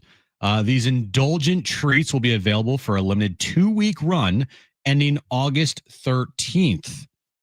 I do have Cinnabon Bites at Taco Bell. But to celebrate the launch, Taco Bell is offering a 2-pack for just $1 through Uber Eats from July 31st to August 6th. The Dulce de Leche Cinnabon Delights are part of Taco Bell's ongoing strategy to expand its dessert lineup and experiment with new flavor profiles. I mean, it sounds good. I love me some Cinnabon. Who doesn't like Cinnabon? Seriously. Who doesn't like Cinnabons? Like just in general. In general. A general statement. I love me some Cinnabon. I mean, how can you not like it? It's just sweet. It's sugary. There's not many desserts out there that I don't like or that I wouldn't like. You're kind of a dessert guy. I don't do like mint chocolate chip. Really? No. In any capacity? I can't. You can't do it? Nope. Can't do it. I've always thought green ice cream is kind of weird in general. I just don't like the minty flavor. Yeah. I'm not a huge fan either. Pistachio is awesome. Oh, no. I don't like that either. Like pistachio? Yeah. I'll do most desserts. Like I'll try almost any dessert. I can't think of a dessert that I'm like, I wouldn't do that other than a mint chocolate chip, but they don't really have many mint chocolate chips at restaurants. No, they don't. Because really they know that's like kind of a niche thing and it's a very weird thing. Why would you put it on your menu? You're saying in ice cream or in general, like mint chocolate chip ice cream? Or just like mint chocolate chip ice cream. I think that's popular. It is for some reason. Yeah, I don't know why. I don't like it either. I agree. It's a love-hate thing. It's more of a hate thing for me. Yeah, me too, actually. You know what we have to get on this show? A Cinnabon. No, speaking of desserts. These just got released, and I saw someone try it the other day, say it was like the greatest thing they've ever had in their entire life. Okay. Possibly the greatest food invention of all time. Bread. No. It is the Pop-Tart ice cream sandwich. The top and bottom is a Pop-Tart? Yeah, I've talked about this on Jon and Jim, the back page, a while ago. They just released, but they have a couple flavors, cinnamon and chocolate. Okay. I mean, it sounds delicious. It does. I completely agree. Now, do I want a like blueberry or not the blueberry, like a raspberry frosting Pop-Tart with ice cream in the middle of it? Yeah, I do. I want that. Yeah, I do. I want it now. Yeah, this looks really good. These are available right now? Yeah, dude. You can get it at Walmart for $7.50. How do you keep these on the shelves? It's a very good question, John. Right? I love me some Pop-Tarts. I used to eat Pop-Tarts all the time as a kid in the morning. They should have a second Pop-Tart bowl, like bowl game. That's the Pop-Tart ice cream sandwich bowl.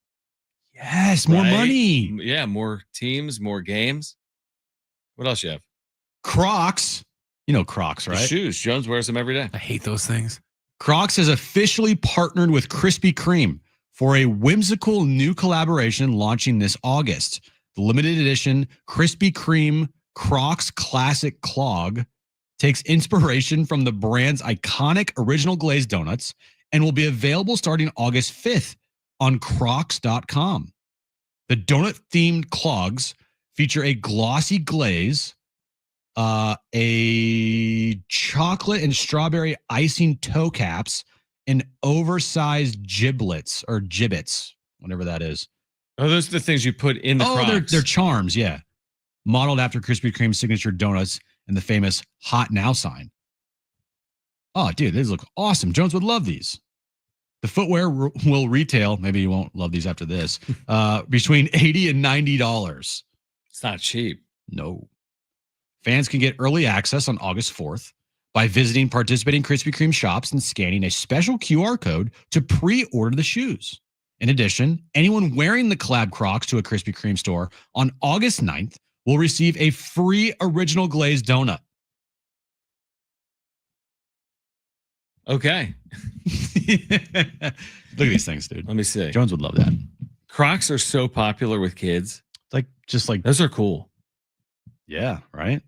Cool. I mean, yeah, they're cool. They're unique. They're cool. They're definitely unique. With a K. They're unique. They're definitely unique. That's it. Good ending. Oh no, I had one more. Okay. We didn't talk about this on the show. Probably should have. Okay. The other day, ESPN, this is reported. ESPN is reportedly nearing a deal to acquire the NFL Red Zone and the NFL Network. The deal is rumored to be it's rumored to be worth over $2 billion. $2 billion. Yeah, I did see that. ESPN would absolutely ruin the Red Zone because they would add in commercials. Now, the Red Zone last year had commercials? Had some commercials in it. Because Scott Hansen would say 7 hours of commercial-free football. And that changed? And he stopped saying that. He said 7 hours of football. And everyone's like, excuse me? What if you include Stephen A? Then I'm done. And what if you had Pat McAfee have then I'm so done. Second Red Zone, the old cast, and a Mike Greenberg version of Red Zone? No. How about no? And how about absolutely not? By the way, Jim fixed Fernando Tatis Jr. He is 3 for 3 tonight. I did with a home run. So Jim, by tweeting about Tatis and saying, "Where's Tatis?" and us talking about it. Yes. I think we were 1 minute into the show when you went after Tatis yesterday. Yep. It was 3:02, but we didn't start the show until 3:01. Fernando Tatis Jr. is 3 for 3 tonight. So you're welcome, Padres fans. You're welcome, everybody. Well, Jim, I used my power wisely. You really did.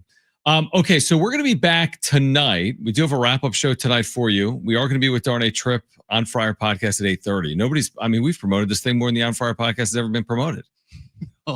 Right? On this show. Anywhere.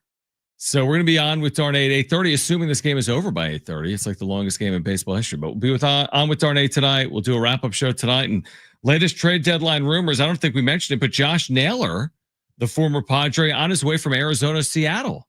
So trade deadline season has begun, right? That's me and lighting the stove on fire. Yes. The stove is hot. Trade deadline season underway. Josh Naylor to the Mariners. If you missed anything today, sportsst.com or the iHeartRadio app, iTunes, TuneIn Radio, or Spotify. We're back tomorrow too. Kevin Acee will be on the show. Join us tonight for the wrap-up show. For Brent and Jim, I'm John. Keep it here at San Diego Sports 760. Okay, bye. Bye-bye.